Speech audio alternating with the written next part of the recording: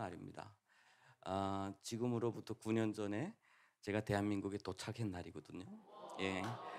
그래서 그래서 제가 또 이렇게 뜨겁게 찬양하는 이 자리에서 하나님이 나보고 찬양하라고 하시는가 보다 이런 생각을 했습니다. 제가 그 인천공항에 도착을 해서 국정원에서 이렇게 마중 나오신 분들하고 같이 차를 타고 그 인천에 적십자병원이 있습니다. 거기 가면 이렇게 피를 뽑고 먼저 무슨 큰 병이 있는지만 이렇게 먼저 보는 게 있어요. 거기 갔는데 저보고 거기에 계시는 분이 아버님 이렇게 부르시더라고요. 그래서 저는 처음에는 저가 아닌 줄 알았습니다. 그래서 이렇게 봤더니 아버님 이렇게 오세요 해서 갔는데 그때부터 한참 이렇게 생각이 많았습니다. 왜 나보고 아버님이라고지? 그러다가 스스로 합리화하기를 대한민국은 문명한 나라니까 처음 보는 남자는 다 아버님인가 보다. 뭐 이렇게 이렇게 했죠. 근데 예, 쏙 후에 한 그때로부터 1년 후에 제가 청신대학교에 갔습니다. 청신대학교 갔는데 그 가방을 다 메고 그 학생들하고 같이 엘리베이터에 탁 타서 6층까지 올라가는 동안에 제 모습이 보인 거예요. 제가 아버님인 거예요, 진짜. 저하고 함께 선 상대적으로 이렇게 제가 볼 수 있는 청년들이 있다 보니까 제가 그렇게 초라한 모습인지 그때 보이는 거예요. 학교 생활하기가 힘들었습니다. 그래서 거기다가 또 어떤 교수님이 저보고 이렇게 물어보시는 거예요. 나이가 어떻게 됐어요? 30대 말, 40대 말, 50대 말? 막 이러시는 거예요. 70명이 앉아서 공부를 하고 있는데 30대 말입니다. 했더니 근데 왜 그렇게 늙었어? 에? 고생 많이 했나? 막 이러시는 거예요. 그래서 내가 과제 제출하고 할 때 왜 이렇게 하셨습니까? 이렇게 해서 그래서 A 제로를 맞았습니다. 아, 왜 그런 충격을 받았냐면 제가 감옥에 들어간 나이가 27에 들어갔거든요. 감옥 생활을 다 마무리하고 중국의 감옥은 머리를 빡빡 깎고 감옥 생활을 하다 보니까 자기가 어떤 모습인지 잘 몰라요. 그리고 늘 보던 사람만 같이 보다 보니까 그런가 보다 하고 이렇게 사는 거죠. 그래서 37에 나왔는데 이렇게 나오고 보니까 내 모습이 그렇게 많이 바뀌었는지 몰랐던 거죠. 예. 여러분들은 지금 제 인생에서 가장 잘생긴 저를 보고 있는 겁니다. 지금. 왜냐하면 그 하나원에 도착해서 몸무게를 뜨는데 제가 미달이었거든요. 미달. 지금은 살짝 넘쳐나는 그래서 살짝 운동을 열심히 해야 되는 그런 건데 결혼하고 나서 저희 아내한테 그랬습니다. 저한테 보조개 있다 그랬더니 그때는 살이 너무 빠지니까 보조개가 아니라 이렇게 함정이더라고. 이렇게 쭉쭉 빠진. 그게 무슨 보조개냐? 근데 지금은 이렇게 조금 회복이 많이 된 편이거든요. 아, 제가 오늘 말씀은 시편 102편 말씀입니다. 17절부터 22절까지 말씀인데 제가 읽도록 하겠습니다. 여호와께서 빈궁한 자의 기도를 돌아보시며 그들의 기도를 멸시하지 아니하셨도다. 이 일이 장래 세대를 위하여 기록되리니 창조함을 받을 백성이 여호와를 찬양하리로다. 여호와께서 그의 높은 성소에서 굽어보시며 하늘에서 땅을 살펴보셨으니 이는 갇힌 자의 탄식을 들으시며 죽이기로 정한 자를 해방하사 여호와의 이름을 시온에서 그 영예를 예루살렘에서 선포하게 하려 하심이라. 그때 민족들과 나라들이 함께 모여 여호와를 섬기리로다. 제가 그 20절 말씀을 때문에 제 이 말씀을 많이 암송했습니다. 특별히 감옥에서 여기에 갇힌 자의 탄식을 들으시며 죽이기로 정한 자를 해방하사라고 하는 이 말씀을 가지고 계속해서 어쨌든 그 일하면서 힘들 때 계속해서 제 입술에서 하나님을 그 찬양하고 기도하면서 이 말씀을 암송을 했습니다. 그리고 지금 대한민국에 나와서 이제 한 9년이라는 시간을 지나면서도 자주 이 말씀을 들여다보는데요. 갇힌 자라는 게 과연 뭘까라고 하는 그런 생각을 좀 많이 해보게 됩니다. 나는 감옥에 있었으니까 당연히 갇힌 자였고 그러면 자유함을 잇는 이 땅에서 나는 과연 갇힌 자가 아니냐라고 하는 그런 부분이죠. 그런데 생각을 해보니까 저는 감옥에서 어떤 그런 로망이 있었습니다. 그것이 뭐냐면 북한에서 전문대까지는 졸업을 했지만 북한에서는 내가 공부하고 싶다고 해서 그 모든 자료가 다 있는 것이 아니에요. 특별히 그 당시는 고난의 행군이다 보니까 선배들이 쓰던 책을 넘겨받아서 앞장이 없고 뒷장이 없고 이런 책을 몇 명이 하나를 또 보고 이랬거든요. 그리고 도서관에는 책이 가득해요. 어떤 책이냐? 다 김일성 원수님의 회고록 뭐 이런 역사, 그것도 함부로 들어갈 수가 없어요. 그러니까 내가 알고 싶은 건 다 알 수가 없는 겁니다. 또 북한 당국에서 그걸 또 원하지도 않죠. 그리고 중국에 와 보니까 세계는 열렸는데 내가 중국어 때문에 한계가 있는 거예요. 그래서 감옥에 가서 제가 그 스스로 그 강제노동에 끊임없이 끌려나가면서도 그래도 그 책을 읽고 싶어서 그 중국어 공부를 했습니다. 그래서 독학을 해서 홍로몽의 뭐 삼국연의의 뭐 이런 고전까지도 제가 읽을 정도까지 됐어요. 그러면서 제 마음속에 야, 내가 한국 가면은 정말 책을 많이 읽겠다, 뭐 이런 생각을 많이 했는데 진짜 막상 나왔더니 교수님들이 주는 책만 읽어도 버거워서 지금 그 책 욕심은 많아서 계속 사놓고 또 계속 다운받아 놓고 가득한데 읽지를 못하더라고요. 이 사람이라고 하는 것은 정말 자유로울 수 있는 그런 존재인가? 정말 내가 그 원하는 것들을 다 읽을 수 있고 내가 누릴 수 있는 그런 존재인가라고 하는 부분에서 또 여러 가지를 많이 이렇게 느끼게 돼요. 이렇게 열려 있는 세계에서 북한을 바라보는 관점은 아직도 구시대적이고 그런 것도 많이 있고 이렇게 가까운 거리에서 북한을 무관심하거나 모르고 지내는 것도 너무 많고 이것도 사실은 우리 대한민국은 대한민국에 갇혀 있는 거다고 저는 생각을 하고 있거든요. 그래서 저는 하나님의 관점에서 이제는 좀 북한을 좀 봤으면 좋겠다라는 생각을 합니다.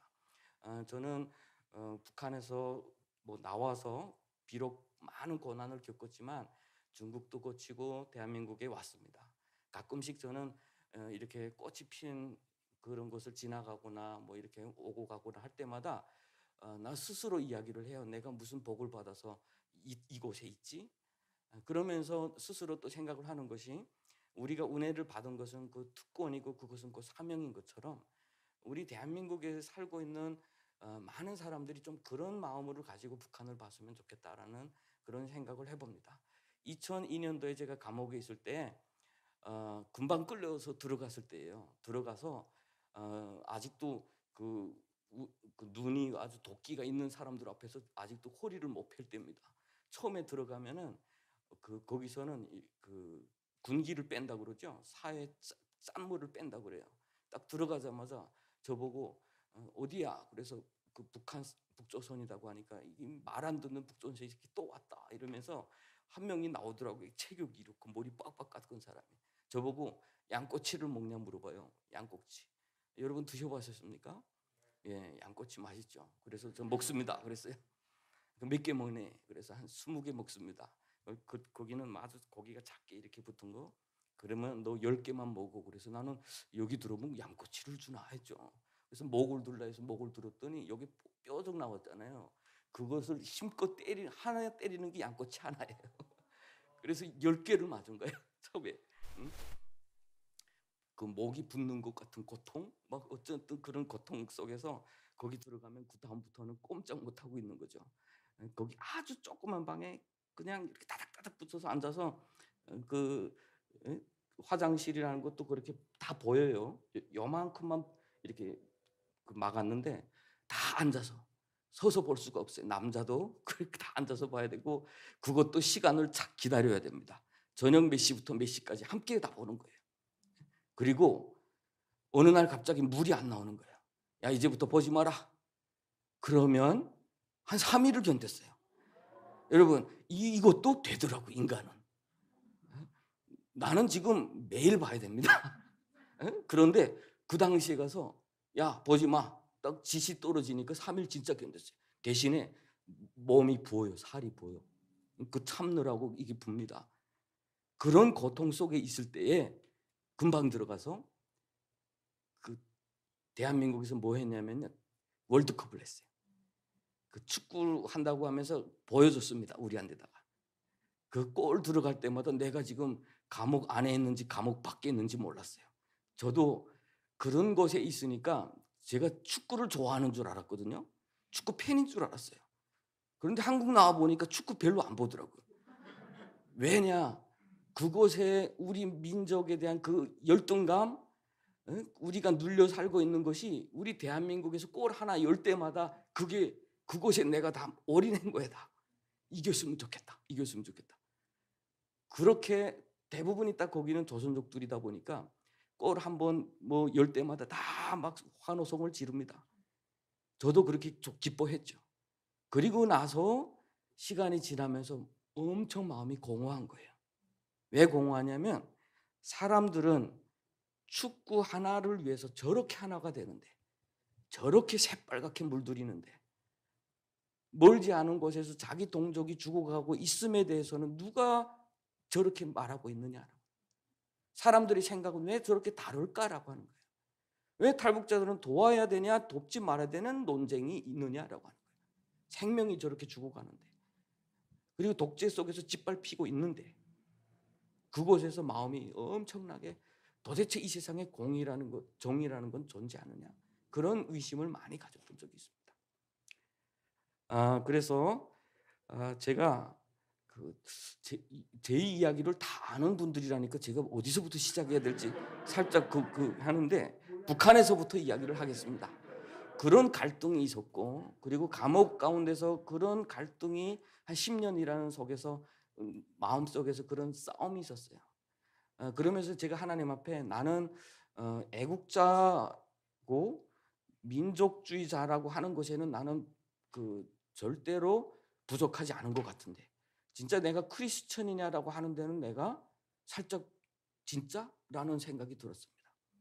그러면서 그런 갈등의 과정을 거쳐서 내가 마지막에 거의 감옥 생활이 마무리될 때쯤에 깨달은 것이 있다면, 하나님께 모든 것을 맡겨야 되겠구나라고. 제일 힘든 것이 우리한테는 그런 거예요. 현장에 있는 사람들한테는. 그리고 내가 거기서 겪어봤던 사람들에게는 지금 죽어가고 있는데, 지금 저 땅에서 그렇게 죽어가고 있는데, 중국에서 그렇게 많은 사람들이 강제 북송당해서 정치범죄에 끌려가고 학대당하고 있는데, 수많은 여성들은 살겠다고 탈북을 했는데 그곳에서 또 상품화가 돼서 이곳저곳 팔려다니고 있는데, 그것을 내가 하지 않으면 누가 해야 되냐라고 하는 그런 사명 안에 사명감을 가지고 지금까지 옳다고, 이것이 옳다고 살았는데, 하나님 앞에서 다시 돌이켜 보니까 이것도 내가 하나님보다 먼저 갔었구나라는 생각이 들었던 거예요. 그러면서 예수님을 십자가에 못 박은 사람들이 결국은 유대적인 관점에서 가장 의로운 사람들이 예수님을 십자가에 못 박았더라고요. 결국은 그것을 다 깨닫고 나서 또 다시 어려움을 거쳐서 이렇게 대한민국에 왔는데요. 그 큰 과정을 하나하나 좀 이야기하는 시간 되겠으면 좋겠습니다. 먼저 저는 북한에서 항해남도에서 태어났어요. 여기서 출발하면, 운전해서 출발을 하면 길이 좋으면 대전보다 더 가까우니까요. 제 고향이. 제가 가끔씩 강화도에 가면 평화전망대에서 막 카메라를 보면 거기서 사람들이 왔다 갔다 하는 것이 보여요. 거기서 조금 더 가면 바로 황해남도 해주라는 곳이고, 그곳에서 좀 더 가면 저 고향입니다. 아주 가까운 데 있어요. 정말 우리 여기가 봄이 왔으면 거기도 같이 봄이 오고, 여기에 황사가 있으면 거기도 지금 황사가 있을 거예요. 그런데 가치관은 공유하지 못하고 있고, 세계를 보는 것은, 내가 누리는 삶은 공유하지 못하고 있다는 거예요. 그것을 알기 때문에 저는 더욱더 고통스러울 때가 많습니다. 이 TV가 왜 올라갔나요? 꺼졌나요? 예. 거기서 예. 이것은 99년도입니다. 12월 16일 날 사천성에서, 제가 총신대학교를 지금 다녔는데, 그 당시에 우리 최강 선교사님이 총신대학원 2학년생이었습니다. 휴학을 하시고 저기 오다 보니까 그때 총장님이 오셔서 저희에게 이렇게 세례를 줬어요. 그 벽에 보면 곰팡이도 많이 끼어 있고 아주, 그렇죠, 아주 열악한 환경입니다. 특별히 쓰촨성 청두라고 하는 것은 여름에도 늘 흐리고 보슬비가 내리고, 그래서 잠깐 개이면 사람들이 다 나와서 이렇게 뭐 마장이라고 하는 그것도 하고 그렇게 쉬거든요. 명절처럼. 그래서 늘 후려 있다 보니까 저 벽을 늘 이렇게 곰팡이가 꼈습니다. 그리고 우리는 뭐 한 방에 2명씩 이렇게 침대에 눕고 그것이 아니에요. 이 방에 우리가 누울 수 있는 자리 그 옆에 또 한 사람이 눕고 이런 식으로 해서 한 방에 한 7-8명씩 누워서 몇 개월을 훈련을 받았으니까요. 그럼에도 불구하고 우리가 그 불편한 걸 몰랐으니까 역시 북한에서 살았기 때문에 예. 그리고 저 뒤에는 그 큰 종이에다가 우리가 감사시를 적어 놨는데 성경 공부를 하다가 그 책에 그 감사의 그 기도라고 하는 것이 있어요. 그래서 너무 좋더라고요. 그래서 그거를 옮겨 적어서 갖다 붙여 놨는데 10가지 감사인데 거기에 지금까지 뚜렷하게 기억하고 있는 것이 뭐냐면 어 울며 빵을 먹게 해 주심을 감사합니다. 그래서 우리가 배고픈 자들의 서러움을 알기 때문입니다. 그리고 또 한 가지가 불의한 시대에 태어나게 해 주셔서 감사합니다. 그래서 하나님의 의로우심을 알게 되기 때문입니다. 이런 2가지 기도 제목은 지금도 제가 기억을 하고 있어요. 왜냐하면 우리가 배고팠던 사람들이잖아요. 또 우리가 불의한 시대에 태어났던 사람들이잖아요. 그래서 우리가 그 땅에서 태어난 것이 원망이 아니고 저주가 아니고 오히려 감사로 바뀌었다라고 하는 그것이 저는 큰 의미를 두고 있고 앞으로 통일이 되거나 북한이 열리거나 진짜 북한이 소망이 있으려면 그리고 대한민국이 저 북한을 진짜 사랑한다면 교회에게 맡겨야 된다는 거예요. 무엇으로 저 땅에서 태어난 그 고통을 감사로 바꾸겠습니까? 절대로 그렇게 바꿀 시험은 없어요. 이라크를 봐도 리비아를 봐도 그래요. 독재 사회에서 사다무가 무너진 사회에 민주화가 일어나고 사람들이 삶이 행복해지는 것이 아니라 사담이 죽으면 사담에게 박해받은 사람들이 일어나서 그 원래 그 세력들을 죽여야만 적성 풀리는 것이 있어요. 제가 과거에 그랬던 사람이에요. 처음에 중국에 들어와서 열리는 순간 내가 속았구나라고 하는 순간 나의 모든 삶의 목적은 저 땅을 무너뜨리고 복수하는 데 모든 초점이 다 있었습니다.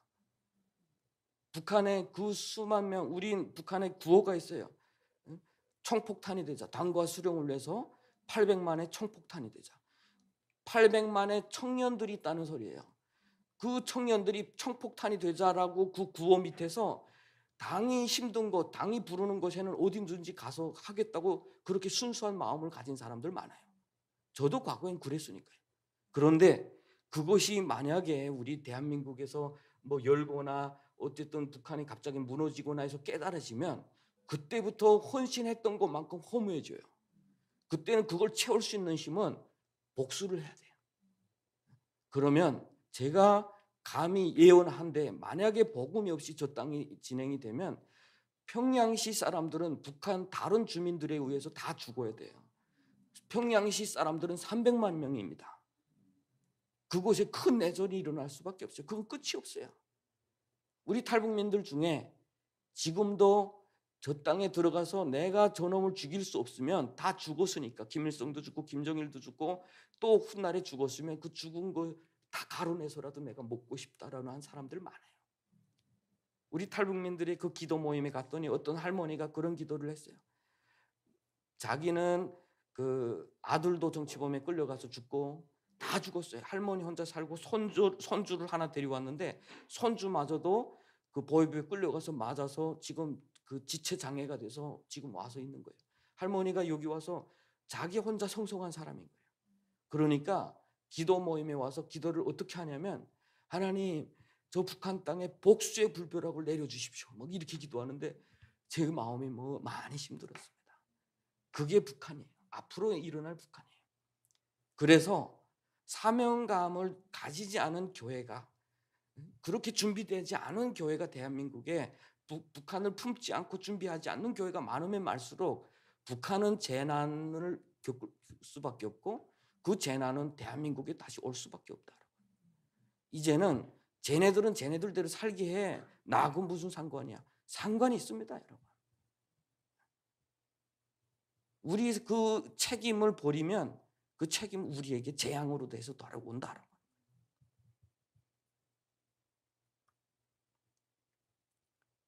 한 장 넘겨주시고 그리고 20년이 지나서 제가 2019년 10월 달에 목사 안수를 받았습니다. 20년이라는 시간이 걸렸네요. 그래서 20년이라는 시간 동안 이렇게 목사 안수를 받는 것만 해도 저에게는 정말 큰 영광이고, 하나님 앞에 뭐 벌써 죽었을지도 모르고 또 벌써 그 감옥이라고 하는 곳에서 내가 하나님을 떠났을 수도 있는 그런 조건이 많았었습니다. 그런데 하나님께서 찾아오셔서 나를 정말 그 마지막까지 사랑해 주시고 품어 주셨기 때문에 제가 이렇게 올 수 있었던 것 같아요. 한 장 넘겨 주십시오. 이것은 북한 그 시대를 설명할 수 있는 사진이에요. 사람들이 기관 뭐 차 꼭대기에 다 올라가 있고, 원래 북한은 통행의 자유가 없습니다. 제가 인천에서 서울에 오기 위해서는 미리 경찰서에 내가 서울에 가고 지역이 어느 지역이고 가서 뭘 합니다. 미리 신청을 해야 됩니다. 그럼 여행증을 주면 그 여행증을 가져야 기차를 갈 때 차표를 살 수가 있어요. 그리고 와서 여기에 와서 먼저 해야 될 것은 여기 담당 파출소에 가서 내가 왔습니다라고 하는 걸 확인해야 돼요. 그리고 갈 때는 도장을 박아야 갈 때 차표를 쓸 수가 있어요.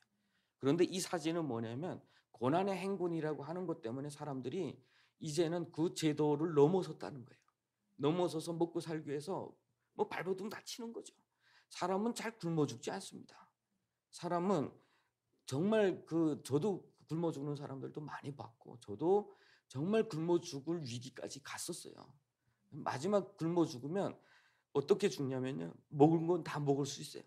사람은 풀도 먹을 수 있고 나무 뿌리도 먹을 수 있고 웬간한 먹을 수 있는 건 다 먹어서 그 벨이 붙는다고 그러죠. 그 붙지 않도록만 하면 어느 정도는 견딜 수가 있어요. 그런데 마지막에는 이 모든 걸 사람이 받아내지 못해. 너무 약하면 먹으면 토해요. 그 정도까지 갔댔어요. 거기에 아주 조금이라고 그 쌀가루라도 있으면 먹기가 쉽죠. 그런데 그것마저도 없고 계속해서 삶으니까, 삶아서. 그리고 사람이 맥이 빠지면 뭐 산 높은 곳에 가면 먹을 만한 채소라도 있을 수 있잖아요, 산나물. 그런데 힘이 없잖아요. 그럼 길 옆에서 뜯는 거예요. 길 옆에 제일 많은 게 뭡니까? 쑥이에요, 쑥. 쑥을 뜯어다가 며칠 우려다가 이렇게 먹는데 나중에는 그게 막 올리미는 거죠. 이렇게. 토할 것 같고. 대한민국에 와서 교회 갔더니 권사님들이 쑥떡을 나한테 그렇게 건강에 좋다고 이렇게 주시는데 못 먹겠는 거예요. 이거 아무리 좋아도 나는 못 먹겠어. 냄새가 아직 구역질. 거기서는 정말 없어서 정말 죽을 것 같아서 그렇게 먹는 건데, 여기서는 그렇게 건강에 좋다고 이렇게 드시더라고. 그런데 제가 마지막 탈북하는 때에 97년 2월 달이었어요. 2월 달이었는데 눈이 막 쏟아지는, 거기는 추워요. 눈이 막 쏟아지는데 저도 20대 청년이, 22살의 청년이 열차에 매달릴 자리가 없어서 첫 번째 열차를 못 탔어요. 거기서 사람들 시체가 막 뚝뚝뚝 내려지는 걸 보고, 대한민국에서는 그런 걸 경험할 수 없다라고 생각을 했는데, 가끔씩 지하철에 출퇴근 시간에 가끔 그런 경험할 때가 있더라고요. 내 발이 저쪽 가 있고 내 몸이 이쪽 가 있고, 이게 위험한 거거든요. 사람이 맥이 빠지면 이렇게 되면 빨리 이렇게 자리를 잡아야 되는데 힘들잖아요. 제대로 먹지 못하고 어린 아이고 여성들이고 하면, 이렇게 하면 차라리 힘드니까 가만히 놔둬버려요. 그러면 기차가 흔들릴수록 내려 깔립니다. 이렇게. 그러면 더 이상 일어날 수 없어요. 그러면 내가 저 사람을 밟아도, 내가 사람을 밟아야 해도 어쩔 수가 없어요. 그렇게 해서 죽는 거예요, 사람이. 그러면 기차가 어느 역전에 서면 막 옆으로 한 명이 밀고 해가지고 뚝뚝뚝뚝 내려줘요, 홈에다가. 그리고 기차 가면 열차 그 표 없는 사람들, 신체가 건장한 사람들 전문 경찰들이 나와서 잡습니다. 그때는 대부분이 신분증이 여행증이 없잖아요. 그러니까 그런 사람들 데려다가, 이 시신을 데려다가 창고에다 다 싸놨다가 한 번씩 가서 다 묻어버리고 그렇게 한 거예요. 이렇게 탈북을 했습니다. 그런데 그때까지 제가 이 나라 못 살라다 생각해 본 적 없어요. 이게 세뇌의 두려움이 그건 거예요. 가장 제가 그 근심이 되는 게 바로 그런 거죠. 훗날에 정말 북한이 저렇게 열리지 않은 상태에서 만약 군사 충돌이나 전쟁이 일어난다면 북한의 수많은 군인들이 무슨 죄입니까? 예? 자기는 당과 수령을 위해서 죽는다고 하면서 그렇게 올 거잖아요. 이렇게. 예? 참 그게 그런 일이 일어나지 않기를 제가 기도를 합니다. 우리 같이 기도를 해야 된다고 생각해요. 예. 그런데 북한은 이렇게 민심이 흔들리고 있을 때 이제는 먹고 살아야 되겠네. 정부만 믿다가는 안 되겠다라고 생각할 때까지 사람들은 굶어 죽기 시작을 하니까 움직인 거예요. 그때부터. 움직이었는데 그렇게 움직이기 시작하니까 정부가 선택한 것은 뭐냐면 식량은 줄 수가 없고 그때 제일 많이 공개 처형을 했어요. 북한의 공개 처형을 많이 한 그 빈도를 보면 여기가 힘들구나. 북한 주민이 살기가 힘들구나. 이걸 통계를 볼 수가 있어요. 왜냐하면 이 공개 처형의 목적이 이 형법 몇 조에 의해서 죽는 죄가 아니라 이 사람들을 공개적으로 죽여야 하는 목적이 있기 때문인 거예요. 그래서 당 간부 우리 교회 옛날에 나왔던 그 당 간부 했던 출신이 그러더라고요. 그 도시는 별로 범죄율이 없고 죽일 만한 것도 없는데 위에서 당에서부터 지시가 떨어진 거예요. 한 2명씩 사용해라. 그래서 당에서 회의를 하는데 어떻게 그렇게 합니까? 지금 그게 죽을 죄가 아니지 않습니까? 그리고 작은 동네다 보니까 누구네 아들인데, 응? 근데 위에서 떨어져서 그냥 집행해. 그래서 거기서 구중 심하다라고 생각하는 사람을 데려다가 총살한 거예요. 그게 북한 사회죠. 그 속담에 그 닭을 잡아서 원숭이를 놀래킨다는 말 있죠. 결국은 그 목적이에요. 그러다 보니까 최대한 사람들을 끌어내야 되겠죠. 저도 그 학교 때 수업하다가 뭐한 2시간 수업 끝나고 나면 나가서 인민체조라고 해요. 이렇게 막 체조를 하고 줄 맞춰서 또 뭐 운동장 바퀴 돌면 노래하고 다시 수업에 들어가는데 그 끝나고 났는데 수업 해산하지 않고 줄 맞춰서 어디로 간다 하면 이거 어디지? 사형 보러 가네. 이렇게 가는 거예요. 그냥 이렇게. 가서 보면 벌써 사람들 다 모여 있는데 여러분 가운데 사진 보면 거기 사용장인데 소학교 학생들도 저기 다 나와 있어요. 근데 저 아이들이 사람의 죽는 것에 대한 것이 뭐 잘 알겠습니까? 얘 아이들은 그냥 신기한 것만 보는 거예요. 야 오늘 총살한다. 야 죄인을 죽인다. 라고 하면서 나와 앉아 있는데 얘들 관심은 뭐에 있었냐면요. 그 탄피. 애들이 그 놀잇감이 없으니까 총이 한 번씩 빵 할 때마다 튀어나오는 탄피를 주워서 노는 재미가 있는 거예요. 그러니까 애들은 그 총 뒤에서 한참 대기하고 있다가 총소리가 다 끝나고 나면 뛰어가서 그걸 줍고 거기서 죽지 못한 아들은 그 시신 앞으로 돌아요. 뭔가 총알을 얻을까 봐. 여러분 이렇게 교육받은 사람들에게 인간의 존엄이라는 건 없어요. 당에 대한 충성심과 그렇지 않은 반역만 있을 뿐이에요. 충성심하는 그 같은 사람은 동료고 동지예요. 그렇지만 배반하는 사람은 짐승인 거예요. 인간의 생명을 존중히 여기는 게 없어지는 거죠. 이게 두려운 겁니다, 사실은. 이렇게 양육받은 사람들이 이렇게 군인이 되고 여기서 별단 사람들이 탈북민들이 북송되고 나면 그 다음은 이 사람들 눈에는 이 탈북민들이 사람이 아닌 거예요. 너희들은 배반자니까. 그래서 짓밟고 그런 인권유린 행위가 일어나는 거죠. 그 가장 기초에는 바로 이런 교육이 있었다는 거죠. 사람의 생명을 존중히 여기라라고 하는 그런 것조차가 없으니까요. 그리고 저는 그때 대학생이에요. 그래도. 그런데 그 재판하는 걸 보면서 이러면 안 되는데라는 생각을 한 것보다 신선하네 이런 느낌을. 왜냐하면 법을 해석하는데 이 사람들이 그 옥수수를 모두 합쳐서 2번에 걸쳐서 120kg을 훔쳤습니다. 술을 한 50리터를 훔치고. 그런데 뭐 120kg면 지금 같아서는 별로 아닌데 그때 들을 때도 엄청나네 이렇게. 사람들 굶어 죽어갈 때니까 120kg은 엄청나죠. 그렇게 훔쳤는데 결국은 이것은 정부의 거예요. 그래서 그 검사가 해석하는데 뭐라고 하냐면 이 사람들이 이것을 훔침으로 인해서 당과 수령에 맡겨준 혁명과업 수행에 막대한 지장을 줬다. 그러므로 이 사람들은 혁명의 원수다 이렇게 되는 거죠. 법을 조금 아는 사람은 그렇게 해석하면 이건 안 돼요 이렇게 하겠죠. 근데 저는 이렇게도 해석하는구나. 그래서 정부의 거는 조금 더 다치면 안 되겠구나. 괜히 계란 하나 다쳤다가 닭 공장을 망해버렸습니다. 해석해도 되는 거죠. 이렇게. 그리고 나가서 총살을 했습니다. 총살을 보는데 순간에 한 사람 앞에 3명이 서서 모두 해서 9발을 쏘는 거예요. 한 발이면 사람이 죽잖아요. 그런데 최대한 공포심을 자극하기 위해서 말뚝에 매달아 놨다가 한 20m 밖에서 총을 3명이, 그때 제가 볼 때는 남자 3명을 매달았으니까 9명이 쭉 나와서고, 그 사형제예요.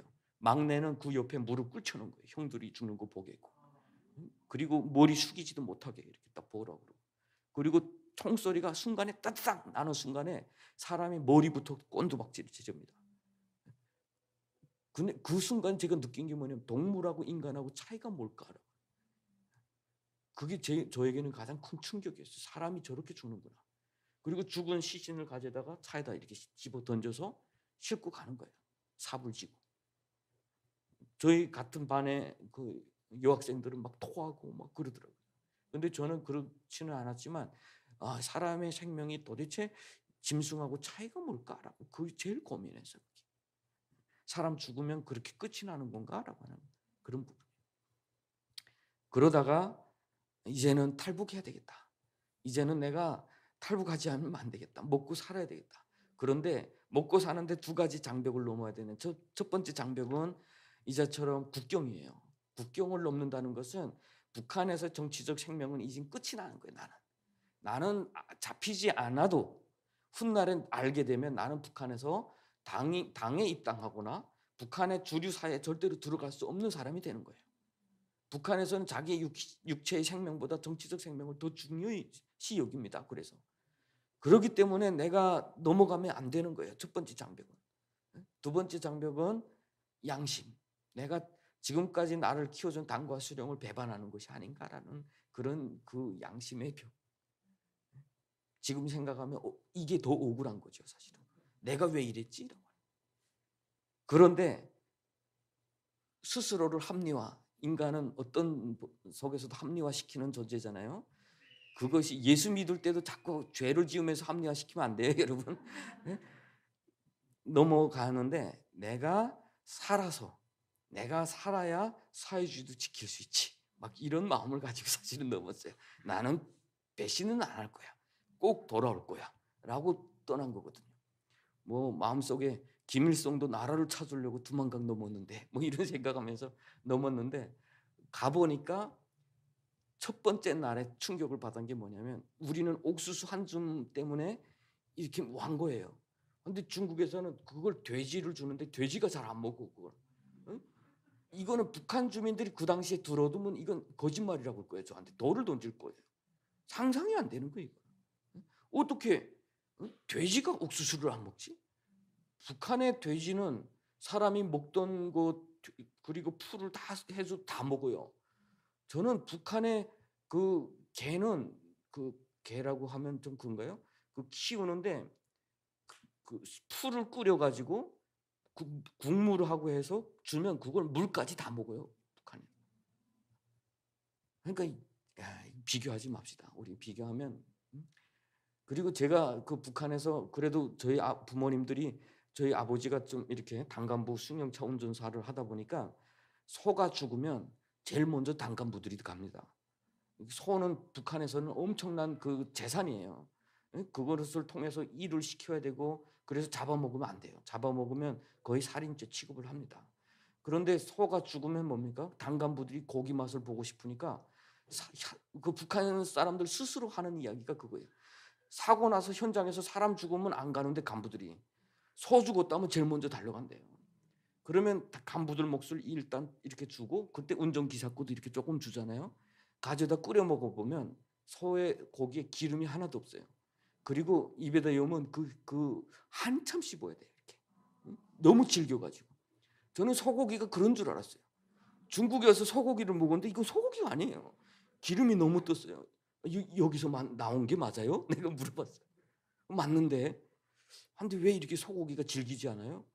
이게 송아지가 돼서 그런가 보다. 그래서 거기 분들하고 나하고 지금 말이 통하지 않는 거죠. 그렇게. 응? 그런 사회 속에서 이렇게 살다가 그러면 그렇게 그래도 남이 못 먹어본 것도 먹어봤던 나지만 그래도 그게 충격이었던 거예요. 그 연길 시내를 이렇게 지나가는데 그 어떤 식당에서 그 음식물 쓰레기를 너무 버려 가지고 하수구가 막힌 거예요. 그래서 하수구를 들고 막 꺼내는 거 보니까 음식물 쓰레기야. 국수에 뭐 이런 걸 꽉 이 길에다 이렇게 퍼내는데 그걸 보는데 충격인 거예요. 이거. 도대체 이건 뭐지? 우리는 지금까지 무슨 이념, 뭐 공산주의를 위해서 또는 뭐 그 당과 수령을 위해서 이렇게 살아왔는데 그게 가장 가치 있고 고귀하다고 생각했는데 그렇게 안 하는 사람들이 너무 더 잘 사는 거예요. 그러면 사람은 어떻게 살아야 되느냐? 그때부터 그런 고민을 했습니다. 그러다가 한 며칠 돌고 친척들이 준 짐이고 뭐고 다 챙겨 가지고 술에 가득 싣고 그래도 이 마음의 그 의지라는 게 있잖아요. 그런 그 생각은 나는데 '도대체 왜 그러지?' 하는데 내 몸은 '가야 되겠다, 가야 되겠다.' 그 의지로 끌려가더라고요. 가는데 막상 그 가장 중요한 길목에서 그날 저녁에 백악나무 2대가 이렇게 넘어져 있었어요. 누가 썰었더라고요. 이렇게 그래서 수레가 너무 가지 못하니까 내가 갈 수가 없는 거예요. 뭐 그 쌀이랑 가지고 가야지 내 빈몸으로 다시 돌아가서 의미가 없잖아요. 그래서 '오늘은 못 가겠네.' 하고 돌아오는데 그 마음속에 그렇게 기쁜 거죠. 내 의지는 나를 저기로 끌어가고 있고 내 몸은 지금 자꾸 여기 남고 싶고. 그러다가 그다음 날에 저희들한테 어떤 분들이 왔냐면 "일꾼을 찾습니다."라고 하는 분들이 돌아다니시는 거예요.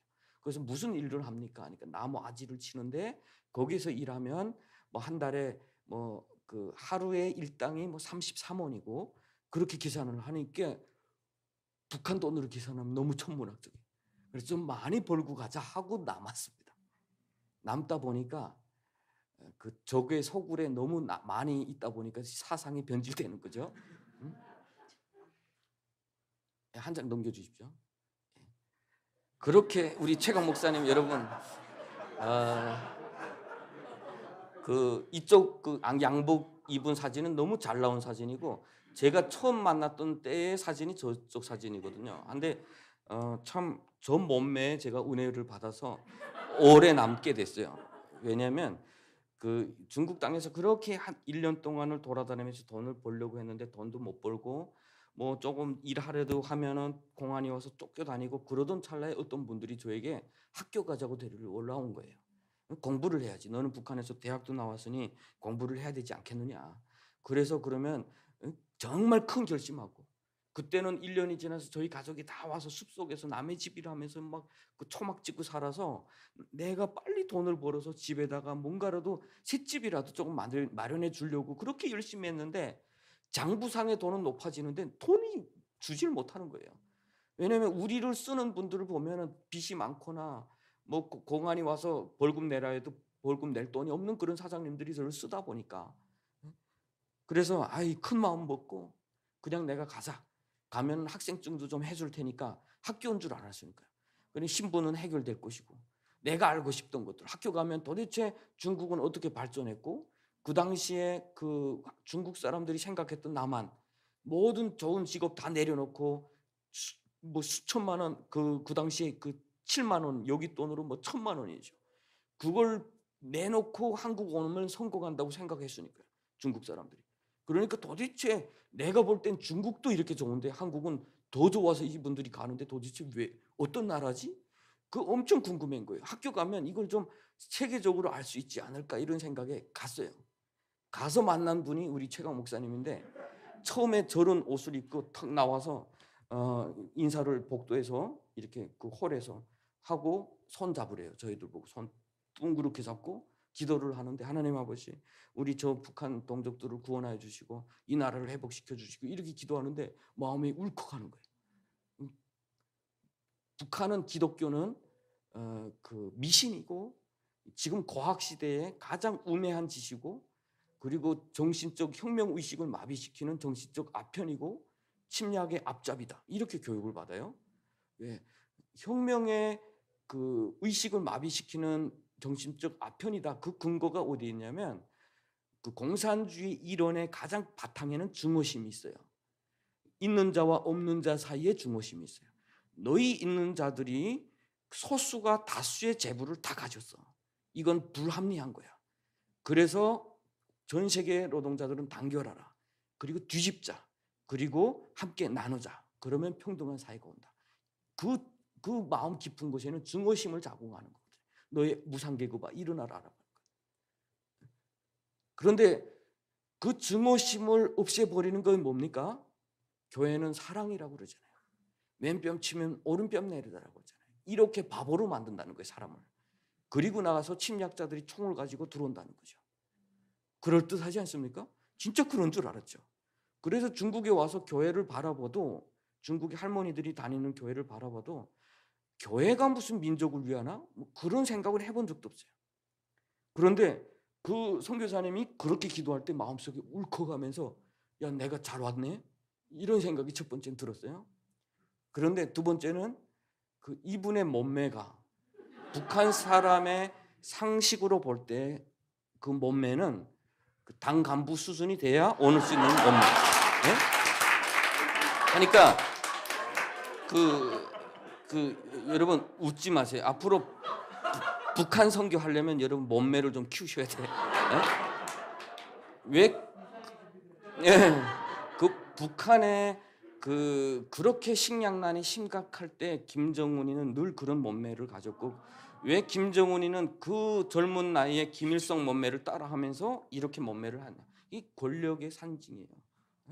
그러니까 굶는 사람이 저 사람은 잘 먹네, 우리 없는 거 잘 먹어서 저렇게 살쪘네라는 생각을 하는 게 아니라 저 사람은 당 수령이니까 저렇네 이렇게 생각을 하는 거예요.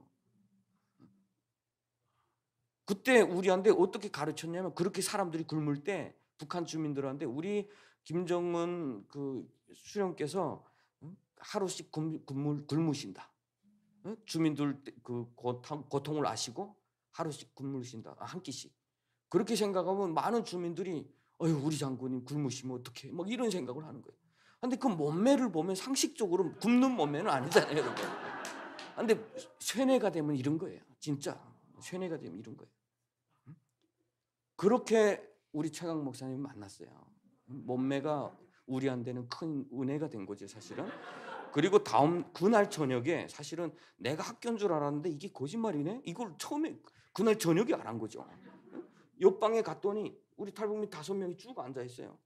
뭐 간식도 바나나도 있고, 제가 밖에서 그렇게 일하면서도 바나나 뭐 별로 먹어보지 못했어요. 뭐 돈이 아까우니까.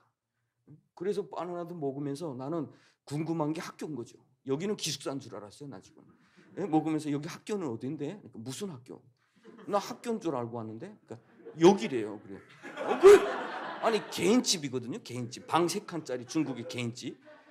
그래서 여기는 뭘 가르쳐 주는데? 성경. 그랬어요. 아, 속았네. 그 순간에 속았네서 같이 간 친구에게 바로 물어봤어요. 갈까? 그랬더니 난 좀 더 있을래.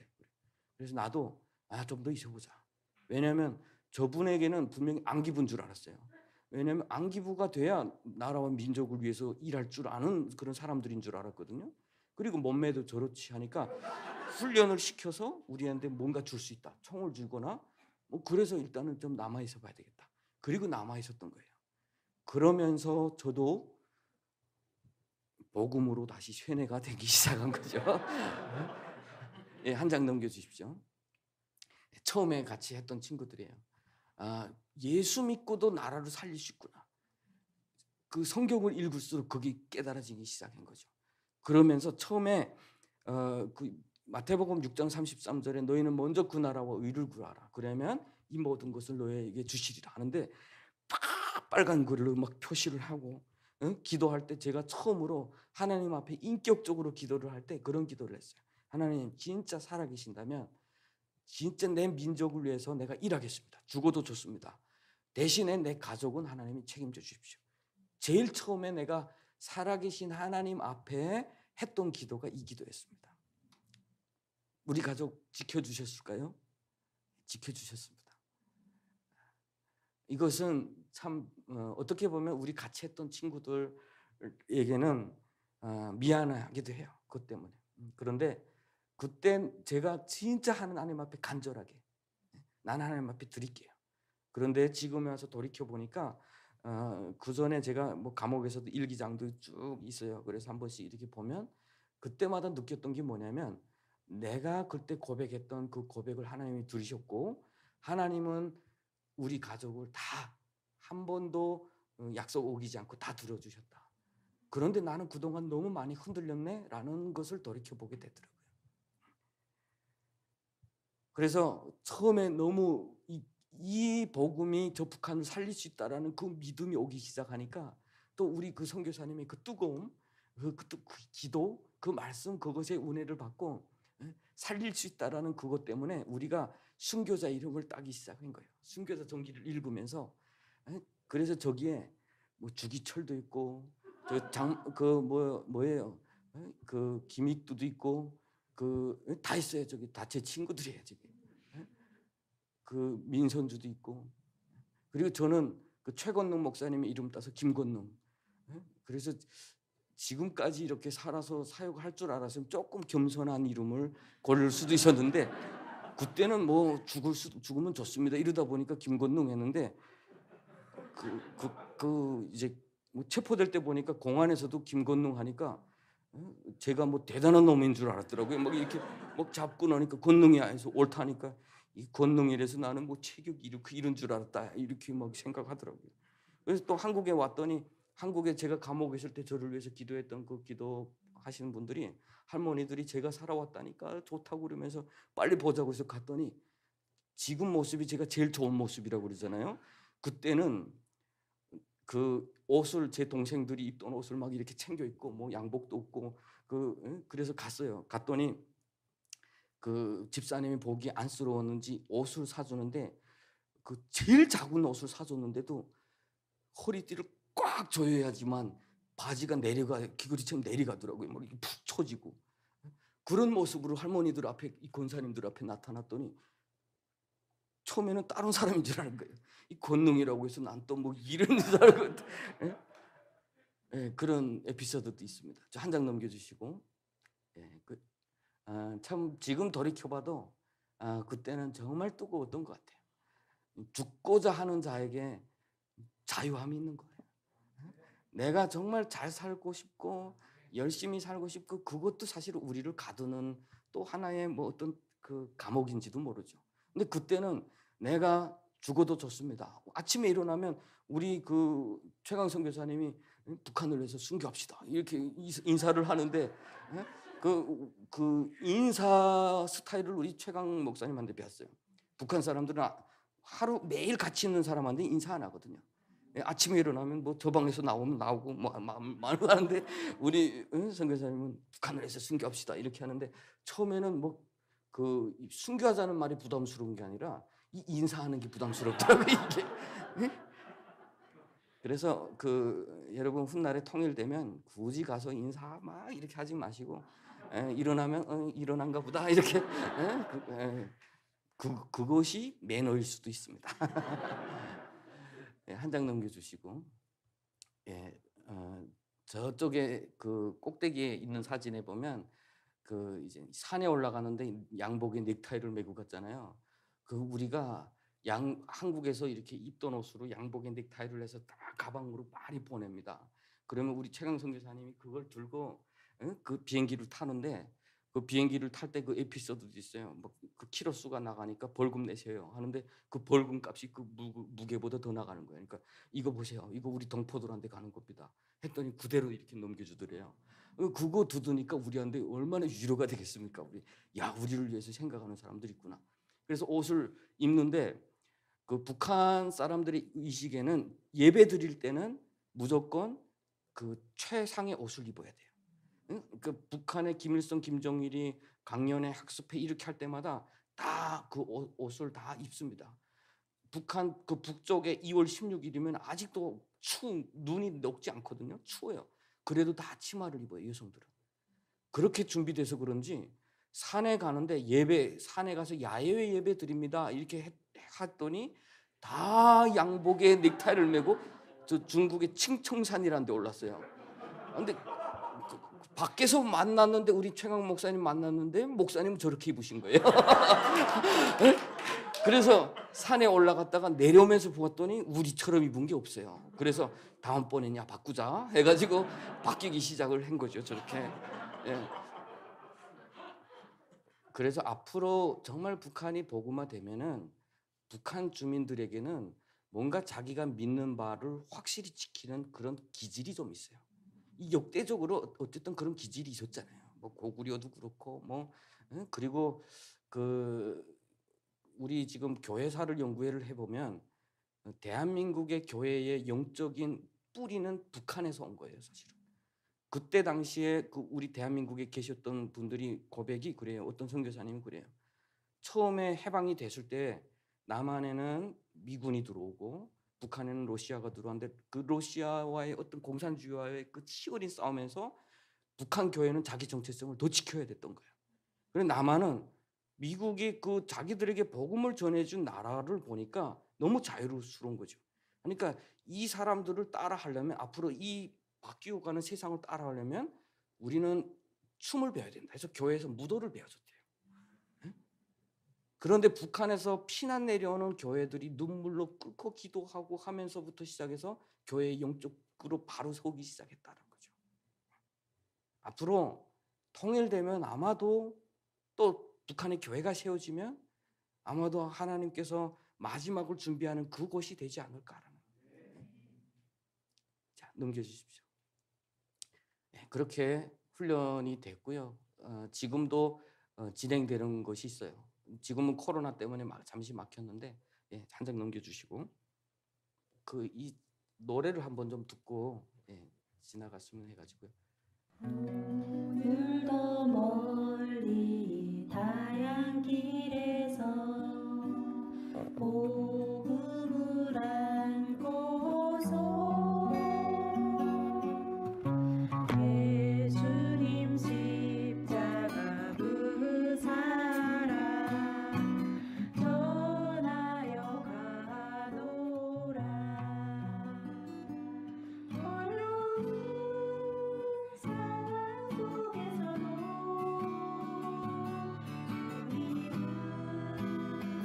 인도하시네. 있는 길 밟아가면서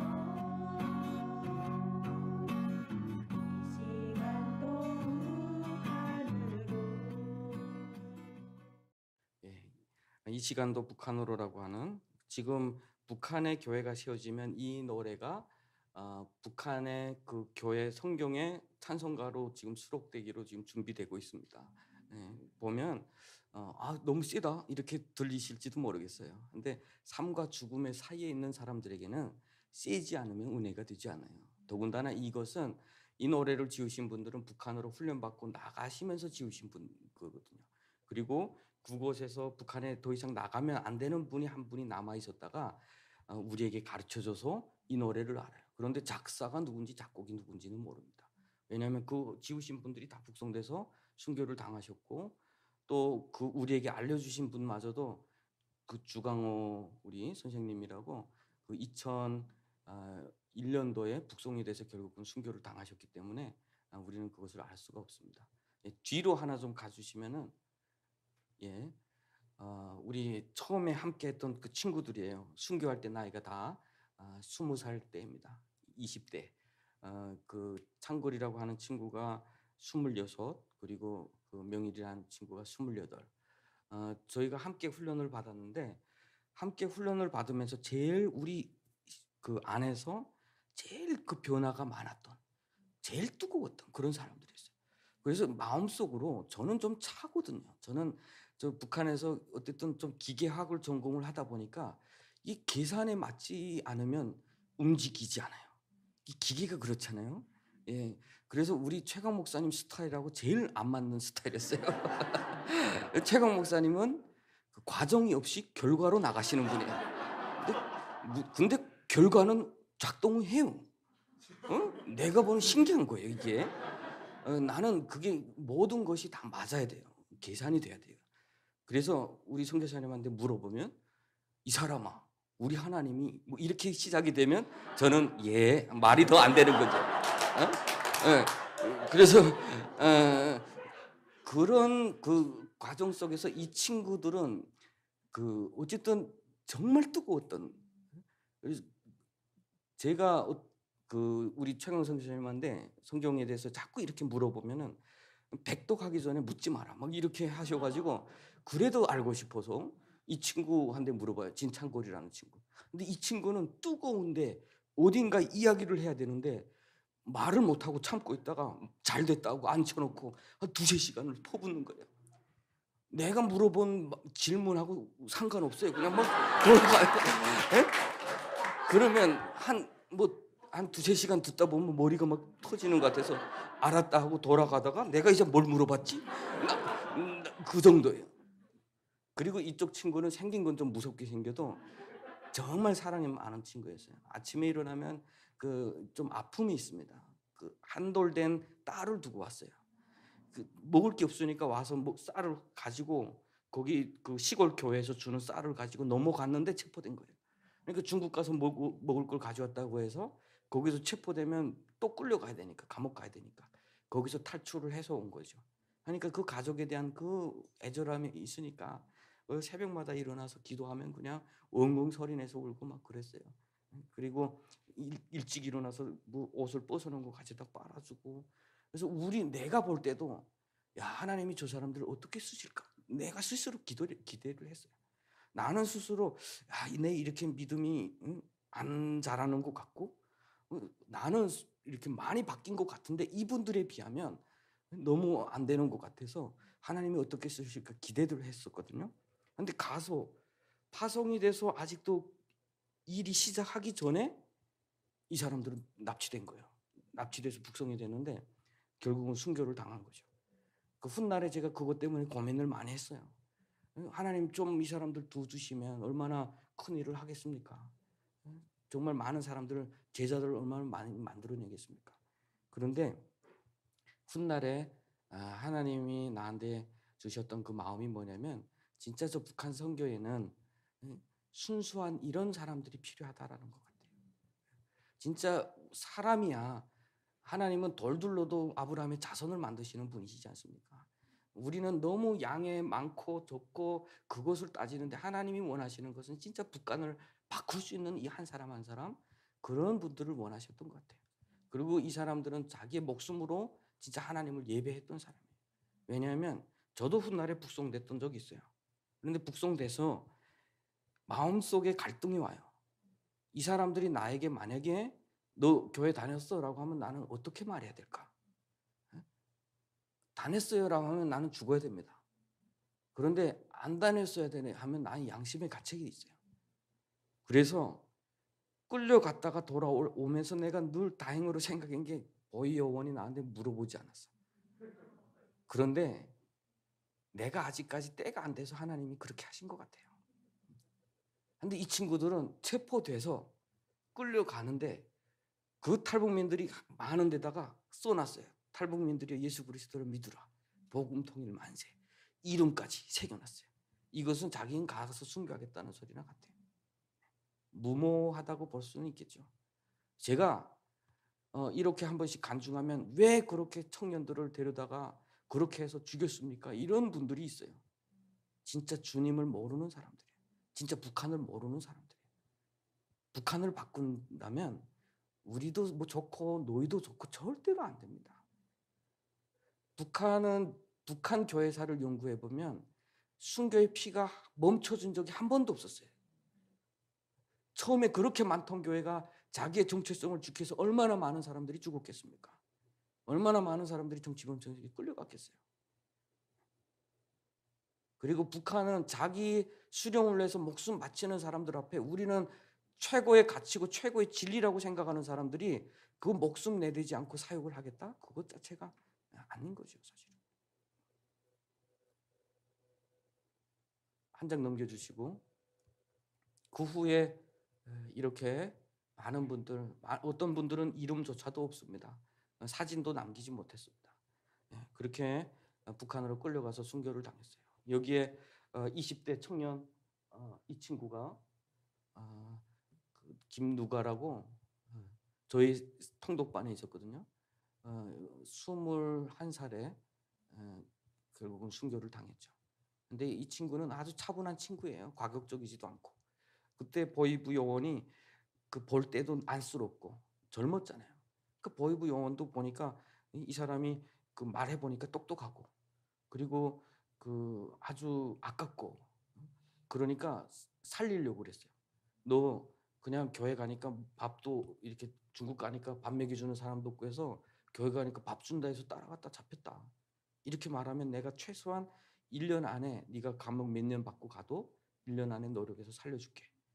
그런데 이 친구는 아니다. 하나님이 우리나라는 이렇게 하나님이 살리셔야 우리나라는 잘 살 수 있다고. 재판정에서 그런 말을 한 거예요, 그냥. 그랬다고 처형이 됐어요. 이렇게 이분이 처형당하는 순간에 이분을 살리려고 했던 그 보이부 요원은 예수 믿는 사람이 된 거예요. 아, 예수 믿는 사람들이 이런 사람들이구나라고 하는 것을 그때 깨닫고, 그리고 나서 보이부 요원이 있는 동안에 자기가 탈북민들이 오게 되면 이렇게 지켜보았대요. 근데 어떤 자매가 돌아서서 이렇게 숙이고 있는 걸 보고 기도하는 거구나 하고 데리고 나온 거예요. 나와서 도와줘서 살렸어요. 그래서 이 자매가 너무 고맙다고 해가 지금 먹을 걸 싸가지고 갔더니 너 기독교인이지 묻더래요. 그래서 자기 아니라고 처음엔 했는데 네가 기도하는 거 봤다. 그래서 중국에서 교회 갔다. 그러니까 이 친구에 대한 이야기를 해요. 얼마 전에 이렇게 얘가 죽었다라고 하면서 막 울더래요. 그러면서 이분이 물어보더래요. 하나님이 왜 바로를 그렇게 강팍해 하셨니? 그러니까 이분이 지금 성경을 읽고 있었다는 소리잖아요. 근데 이분은 바로가 누군지 몰랐대요. 그때 일하다가 바쁘면 그냥 힘들면 교회 가서 조금 앉아있다 하니까 바로가 누군지 몰라서 잘 모르겠다 했더니 믿겠으면 바로 믿으라고 그러더래요. 그래서 충격받고 탈북해서 지금 그 목회자가 됐어요. 목사가 됐어요. 제가 감옥에 있을 때 거기에 중앙당에서 그 마약 장사를 하다가 잡혀온 사람이 있었어요. 그 사람이 그 뒤에서 나에 대해서 뭐라고 했냐면 저런 사람들은 죽음도 두려워하지 않는 사람들이야. 이렇게 평가를 하더래요. 그런데 그 소리를 나한테 해주는 순간 제가 양심의 가책을 받았어요. 저는 지금 살고 싶었거든요. 네. 우리 주님 앞에서 피 뿌리는 그 죽음은 헛되지 않습니다. 내가 그렇게 죽어갈 때 북한이 기독교를 미워하고 싫어하고 그렇게 그 몸둘 바를 모르잖아요. 그 사람들 기독교라면 막 진저리를 치는 이유가 있어요. 그 순교자들 때문에 그런 거예요. 얘네들이 만약 들어오면 얘네들 허락하면 우리는 안 되겠구나. 이거 아니까 그런 거죠. 한 장 넘겨주시고. 제가 존경했던 그 순교자들 중에서 가장 나이가 많으신 분입니다. 장만식이라고. 이분이 그 한 번 북송이 돼서 그 식량난 때문에 한 번 탈북했다가 북송이 돼서 구치소에 있을 때에 누가 면회오는 사람도 없고 그런데 군밀수 하다가 잡힌 사람이 들어온 거예요. 거기에 들어오면서 빵도 가져다 주고 막 그러니까 이 사람이 빵을 가져다가 이 할아버지를 준 거예요. 가장 힘들 때 그 빵이면 내 비밀이 없어요. 다 말할 수 있어요. 응? 그러니까 그 빵을 먹고 아바이 응? 거기 가봤어? 중국 가니까 어때? 내가 군 가지고 가려니까 그러니까 군만 가지고 가면 잘 살 수 있어. 그리고 남조선 방송 들어봤어? 들어봤어. 김정일이 안 돼. 이런 말을 한 거예요. 이 말이 몇 시 몇 분에 한 것이 보이부에 다 들어간 거죠. 그래서 어느 날 갑자기 끌어내더래요. 너 이제부터 네가 한 말 다 말해라. 그래서 그 다음부터 고문 받으면서 했는데 그 피 흘리고 먹일 거 제대로 주지 않고 이제 이분은 죽을 사람이니까요. 그런데 처벌이 떨어지기 전에 판결물이 떨어지기 전에 이 사람이 죽게 되니까 판결물 떨어져서 사용하고 죽여야 되거든요. 근데 먼저 죽으면 안 되니까 병원에 가서 지금 치료를 하는 거예요. 밥을 가져다 주고 2층에 지금 그 수세를 차고 누웠는데 화장실에 겨우겨우 이렇게 움직이니까 그 데려다가 막 누가 옆에서 봐줘야 되는데 봐주기도 싫고 하니까 니 절로 가 하면은 기어서 1층까지 뭐 방마다 화장실이 있는 것이 아니거든요. 기어서 다시 2층 올라오는 순간에 그 한 2~3시간 걸렸다니까요. 근데 그렇게 기어오다가 여성들 실핀을 발견한 거예요. 이렇게 땅에 떨어진 거. 그걸 주워 가지고 온 거죠. 그래서 이렇게 다시 수세에 차서 자고 있을 때 막 비가 오고 막 소나기 치고 벼락 치고 하니까 옆에서는 너무 막 코 골면서 자더래요. 그래서 내가 한번 열어봐야 되겠다고 했는데 그 바로 열리더래요. 그래서 이분이 다시 닫을까 아니면 조금 더 몸을 보충하고 도망칠까 아니면 지금 도망칠까 고민하다가 조금만 보충되면 자기를 데리고 갈 것 같더래요. 그래서 그냥 그 자리에서 다 탈출한 거예요. 탈출해서 단간 보니까 자기가 도망치면 어디를 지킬 거 아니까 숲속으로만 길이 아닌 데로만 와서 한 달 넘어 돼서 그 장백의 장백을 지나서 안도현에서 만난 거예요. 우리 형제들을. 다리가 팅팅 붓고 영양실조 걸려서 움직이지도 못하는데 이분이 훗날에 우리 만나서 간증하는데 그래요. 자기가 보이부에서 이젠 죽었구나 하고 이렇게 앉아 있는데 그렇게 삶이 허무하더래요. 이렇게 인생이 죽는 것으로 끝이 난다는 게 그런데 자꾸 그 환상에 이 벽이 열리면서 자꾸 자기가 나가는 그것 때문에 자기 포기하지 않았대요. 정말 저는 이분이 하나님이 살리셨다고 믿어요. 그 당시는. 왜냐하면 그 상태에서 사람들은 보이뷰에만 잡히면 포기하거든요. 인간에서. 죽었네 이렇게 되거든요. 근데 거기에서 자꾸 이게 열리면서 자기는 살아야 된다, 살 것 같다라는 그런 것 때문에 불사조처럼 살은 거예요. 그런데 사역을 하다가 예수 믿고 사역을 하다가 체포됐는데 체포됐을 때는 오히려 살 걸 포기해 버렸어요. 오히려 다른 자기하고 함께 체포된 사람들을 위해서 자기가 공안들을 유인하고 공안들이 와서 그 이분을 때릴 때 이 젊은 친구들은 다 벽을 넘어 도망치고 이분이 체포된 거예요. 그런데 이분의 편지를 우리 기도 동역자들에게 보낸 편지를 우리 최강 목사님이 다 지금 보관하고 있어서 제가 와서 하나하나 읽다가 하나 발견했어요. 아마도 한 장 넘겨주시면 한 장 넘겨주십시오. 거기 보면 2000년 6월 10일로 되어 있습니다. 2000년 7월에 체포됐으니까 아마 이분이 쓰신 마지막 편지일 수 있을 것 같아요. 그런데 여기에 이런 내용이 있었어요. 먼저 그 북송돼서 순교하신 분들에 대한 이야기를 쓰다가 한 장 넘겨주시면 이런 내용이 있습니다. 다시 뒤로 돌아갔다가 다시 넘겨주시면 작게 이렇게 안 올라오나요? 예. 그건 제가 잘라놓은 건데 이런 내용이 있어요. 그러나 우리는 순교를 두려워하는 것이 아니라 오히려 기뻐합니다. 순교자의 피는 결코 헛된 것이 없기 때문에 감사할 뿐입니다. 내 나이 59세이지만 진리를 깨닫고 가르침을 받은 대로 가고자 합니다. 우인 10명만 있으면 나라를 구원할 수 있다 했으니 그 10명 중에 한 사람이 되기에 열심히 할 것입니다. 내가 이 편지를 보면서 그때 이분이 스스로 그것을 포기한 이유를 알겠었어요. 저도 그 보이부 깜방에 앉아서 봤지만 사람이 죽음 앞에 서면 가장 소중한 게 뭔지를 알게 되더라고요. 내가 이 땅에서 살아가면서 가장 소중한 게 뭐냐? 다 헛된 거예요, 사실은. 그런데 이분이 그런 자리에 가봤기 때문에 이런 고백을 할 수 있는 것 같아요. 왜 기뻐하냐면 헛되지 않기 때문에. 우리의 죽음이 하나님 앞에서 헛되지 않기 때문에. 그래서 나는 그것을 믿겠습니다. 그래서 나는 다른 사람이 다 요락해서 다 하나님을 배반해도 그 10명 중에 한 사람이 되겠습니다라는 그런 고백을 했던 거예요. 저는 이분이 체포됐을 때 사역하면서 가장 힘든 시간을 보냈어요. 제가 저희 아버지 또래고 또 저희 아버지 또래면서 저희 사역을 그렇게 많이 돌봐주셨던 분이에요. 다 저보다 나이가 많았어요, 사역장에. 누가 하고 저하고 이렇게 같이 일하는 조선족 분들만 저하고 나이가 어리고 나머지는 다 나이가 많았거든요. 근데 이분이 가장 나이가 어르신 분인데 오히려 저한테 선생님 하면서 해주시다 보니까 제가 사역에 얼마나 도움이 됐겠어요. 또 제 마음에 그 의지가 많이 됐던 분이거든요. 근데 체포됐어요. 체포됐는데 내가 집에서 누워 있질 못하겠는 거예요. 그분이 체포되어 있다고 여겨지는 파출소를 빙빙 돌았어, 밤에. 계속. 혹시라도 거기서 기적이 일어나서 탈출하면 어떠나 하고 돌고 밖에서 밤에 자고 너무 고통스러운 시간을 보낸 거죠. 넘겨주십시오. 그런데 결국은 북송돼서 순교를 당해야 했습니다. 모든 순교자의 피는 순교할 만하니까 했던 사람은 하나도 없어요. 한 사람의 생명 다 소중합니다. 그리고 그 사람들의 가족 내역을 보면 순교 당하지 말아야 될 이유는 더 많고요. 더 사셔야 되는 분들이 더 많이 있었어요.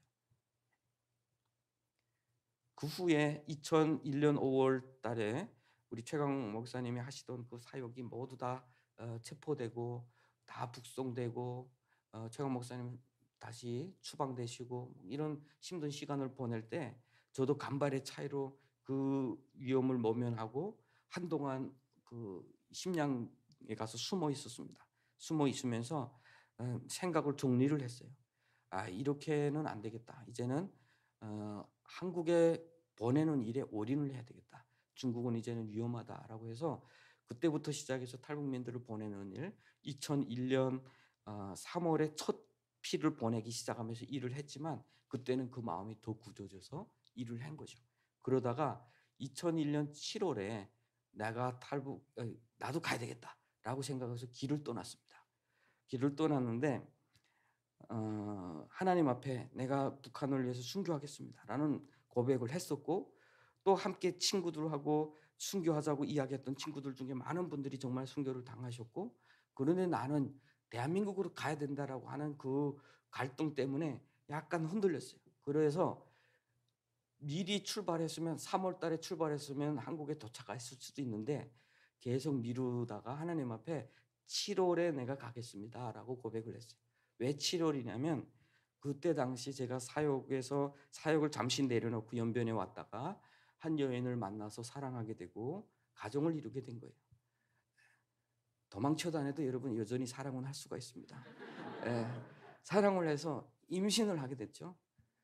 하니까 마음이 그때부터는 나와 이런 삶이었다면 그 아이 그때부터 그 마음속에 이 아이만큼은 나처럼 고생시키면 안 된다라는 그런 압박감 같은 게 좀 많이 생겼어요. 그래서 7월에 가게 된 이유가 7개월이거든. 임신 7개월. 그러면 그 당시는 몽골을 통해서 한국에 오면 모든 조사와 정착을 거쳐서 나오면 3개월이 걸렸어요. 그러면 밖에 나와서 얘 고향이 태어날 때부터 대한민국 만들어주고 싶다. 여러분 우리처럼 북한에 태어나서 중국 땅에서 그렇게 고난 받은 사람들은 가장 큰 원망이 뭔 줄 아세요? 내가 왜 북한에 태어났을까? 뭐 이런 것들이요. 그러니까 이 아이만큼은 내가 대한민국에 태어나거나 아니면 북한에 태어나더라도 내 나라에 좀 태어났으면 좋겠다 이런 생각이 생긴 거죠. 그래서 출발을 했어요. 그래서 배가 7개월이니까 이렇게 크니까 저하고 둘이 먼저 하루 가서 그 국경 일대, 중몽 국경 일대에서 하룻밤 자면서 쉬우고 나는 그 지역을 정찰하고 뒤에 오는 팀은 내 뒤 따라서 오면 거기서 만나서 그날 저녁을 이렇게 사막을 거쳐서 넘기로 한 거죠. 근데 잡힌 거예요. 공안들이 왔어요. 와서 막 이렇게 질문을 하는데 저는 뭐 비슷한 신분증도 있었고 그리고 그 중국어도 했는데 그 할 줄 모르니까 왜 할 줄 모르냐. 그래서 우리는 조선족이 돼서 잘 못한다. 뭐 이러니까 어쨌든 이 사람들이 다른 지역에서는 그게 먹히는데 그 지역은 워낙 우리 북한 분들이 많이 지나가다 체포되는 지역이기 때문에 일단 의심하고 조사를 하니까 벗어나질 못하는 거예요. 신분증 가서 조사를 하면 가짜라는 게 다 드러나오니까. 그래서 하루를 버티는데 다음 날에 이 친구들이 저녁 거기는 기차가 들어오는 시간이 딱 하나예요. 저녁 5시에 기차가 들어와요. 이렇게 들어오는데 그 이 친구가 우리는 어디에 왔으니까 너희들은 뭐 하냐라고 중국말로 나한테다가 메시지를 보내는 거죠. 핸드폰에 이 친구들 보더니 야 너네 또 다른 팀 있구나. 응? 얘네들을 잡아야 된다라고 하면서 우리를 조사하다 말고 그 기차 시간 말고 차를 끌고 나가는데 그때부터 시작해서 나의 모든 기도는 이 친구들 좀 잡히지 말아달라고. 이 봉고차가 나갔는데 차가 들어올 때 이 친구들이 타고 들어올까 봐. 그게 제일 두려웠어요. 그리고 제가 그 하루 전에 올 때도 기차가 도착을 하면 그 공안들이 각 그 열차마다 올라요. 올라서 이제부터 내려오는 사람 신분증 다 들어 이렇게 해서 그 보면서 이렇게 나오거든요. 그런데 마침 우리는 어떤 그 할아버지 한 분이 신분증 없이 옆으로 가서 뭐라고 이야기하다 보니까 그분하고 공안이 이야기하는 사이에 이렇게 빠져나온 거예요. 나하고 둘이서. 이분들도 이미 여기에 누가 온다라고 알고 갔으면 분명히 위험하겠다 생각해서 기도를 하고 있는데 기차 시간 한참 지나서 저녁 7시 넘어서 차가 들어오는 거 보니까 빈 차가 들어와요. 그 보니까 툭툭툭툭 대면서 말하는 게 뭐냐면, 예? 가다가 오토바이에 사고 났는데 오토바이가 도망친 거예요. 얘네들은 그것만 쫓아다니다 못 잡고 들어온 거야 지금. 그래서 하나님이 이 친구들은 도와주겠구나라고 생각을 하고 그날 밤까지 또 지켜봤어요. 그날 밤에 잡혔다면 분명히 통보가 올 테니까 계속 지켰는데 아무 말이 없어요. 잡히지 않았구나. 안심을 한 거죠. 근데 알고 봤더니 훗날에 이 친구들이 고생이 있은 거예요. 그날 나와서 보니까 공안들이 막 삼엄하게 경비 섬에서 지키고 있었고, 그렇게 나와 보니까 우리는 연락이 안 되고 잡힌 것 같다라고 해서 자신들이 아는 길로 그냥 빠져 들어간 거지, 사막으로. 그래서 사막을 걸어서 가고 하다 보니까 두려우니까 조금 더 멀리 가야 되겠다 싶어서 너무 멀리 간 거예요. 그래서 닷새를 인가를 찾지 못하고 사막을 헤맨 거예요. 7월에 그 떼약빛 속에서 그 닷새를 다 죽을 수밖에 없는 상황이었어요. 근데 이 친구의 말 들어보면 그때 하나님이 살리셨대요. 가다가 하나님 살려주십시오. 다 같이 무릎 꿇어서, 그때는 안 믿는 사람이 없어요. 다 무릎 꿇어서 기도해야죠. 그래 가다 보면 짐승들이 지나가는 곳에 발자국 가보면 조그만 무릉댕이가 있고 그걸 또 마시고 또 길을 걷고, 그러다가 이제는 마지막에 늪이 보여서 야 저기는 이젠 살았다. 저기서 이제 기다리면 뭐 사람이 올 테고 하니까 그렇게 가고 있는데 이 8살 되던 아이가 없어진 거예요.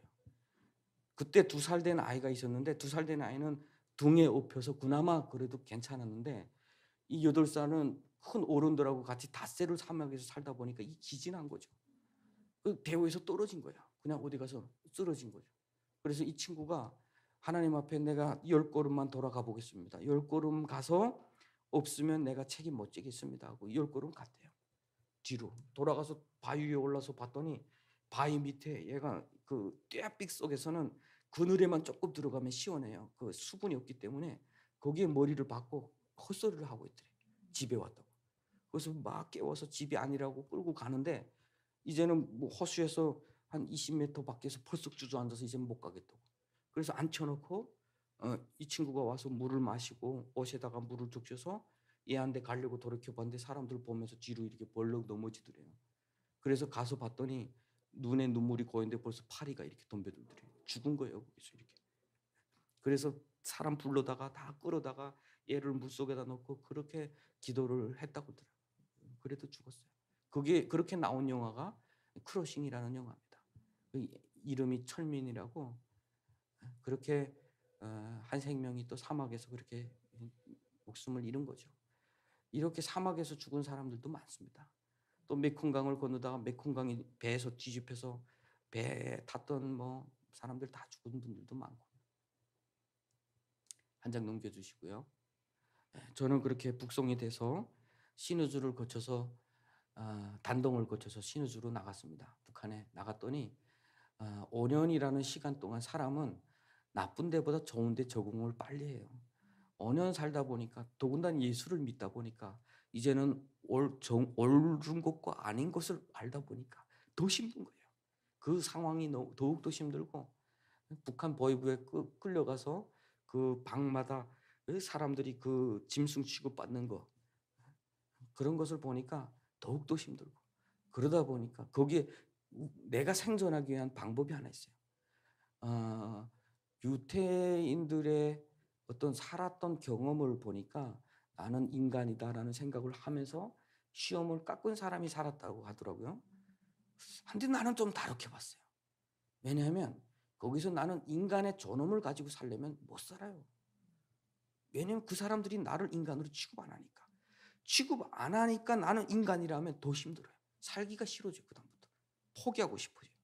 그런데 그때는 빨리 나는 인간 아닐 수도 있다 라는 생각에 빨리 생존해야 된다라는 생각을 하면 오히려 생존할지도 몰라요. 제가 그걸 경험하느라고 겪느라고 몇 번 얻어맞았잖아요. 그러니까 화장실 가도 손을 들어야 돼요. 손을 들어서 그 뒤에서 감시창이 있고 군인이 왔다 갔다 합니다. 손을 들고 선생님 제가 소변을 볼 수 있도록 배려해 줄 수 있습니까? 이 소변 보는 게 배려입니다. 배려. 선생님 내가 물을 먹을 수 있도록 배려해 줄 수 있습니까? 나는 그 말이 안 나와서 안 했어요. 그냥 가서 소변 바싹 들켰어. 너 나와. 얻어맞은 거죠.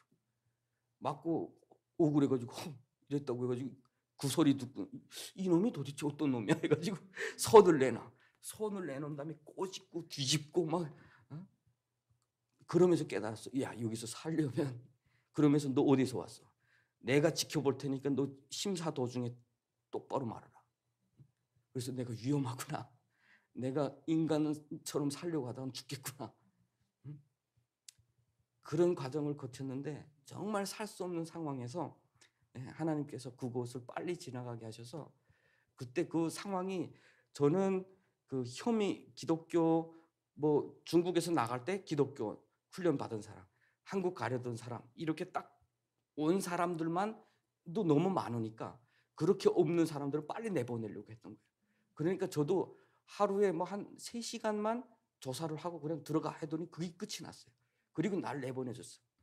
그런데 그 뱃속에 있는 아이는 살리지를 못했어요. 북한 우리 둘 다 사실은 그 생명을 걸고 간 거거든요. 원래 서로 모르는 것처럼 하고 나가기로 했어요. 혹시 북한에서 나를 알아보면 우리는 같이 죽어야 되니까 차라리 모르는 것처럼 하면 너라도 살 수 있다라고 나가려고 하는데 가다가 보니까 이 뱃속의 아이를 우리가 죽이는 거예요, 결국은. 중국에서 임신한 모든 여성들의 그건 강제 낙태를 시키거든요. 그래서 우리가 먼저 이 아이에게 사형 판결을 내릴 수 없다 싶어서 우리 그냥 부부간으로 나가자. 응? 그러다가 거기 가서 대처를 하든지 그렇게 하자. 죽으면 죽고 같이 살자 하고 나갔는데 거기는 같이 빠져나왔어요. 빠져나왔는데 그 보이부에서 나와서 여기서 말하면 국정원에 나와서 경찰로 넘어간 거죠. 경찰에 넘어가니까 낙태를 시키는 거예요. 그래서 8개월이 된 거잖아요. 이제 체포돼서 구류되어 있다가 배가 다 나왔는데 거기에 3개월 되신 분도 같이 있더라고요. 그래서 두 분이 가서 어느 날 그 병원에 갔어요. 갔다가 멀리서 이렇게 보니까 들어오는 거 보니까 배가 그대로 뚱뚱해서 들어오더라고요. 그래서 '아 이게 생명의 위협이 있어서 안 된다고 했나?' 이런 기대를 했는데 보니까 주사를 맞고 온 거예요. 긴 주사를 배에다가 맞고 와서 다음 날 가는 거예요. 다음 날 11시에 가서 아기를 낳기로 했다고 하더라고요. 그래서 다음 날 가서 아기를 낳고 오는데 어 뭐죠? 이 중국에서 그래도 옷을 괜찮게 입었던 옷들을 입고 나갔다가 오는 모습을 보니까 옷이 바뀌었어. 막 시골에 막 그런 너절한 옷으로 입고 왔더라고요. 그래서 "왜 그러냐?" 했더니 옆에다 옷을 벗어 놓고 하는 사이에 그 고통스러우니까 잊어버렸잖아요. 옷이 잊어버린 거예요.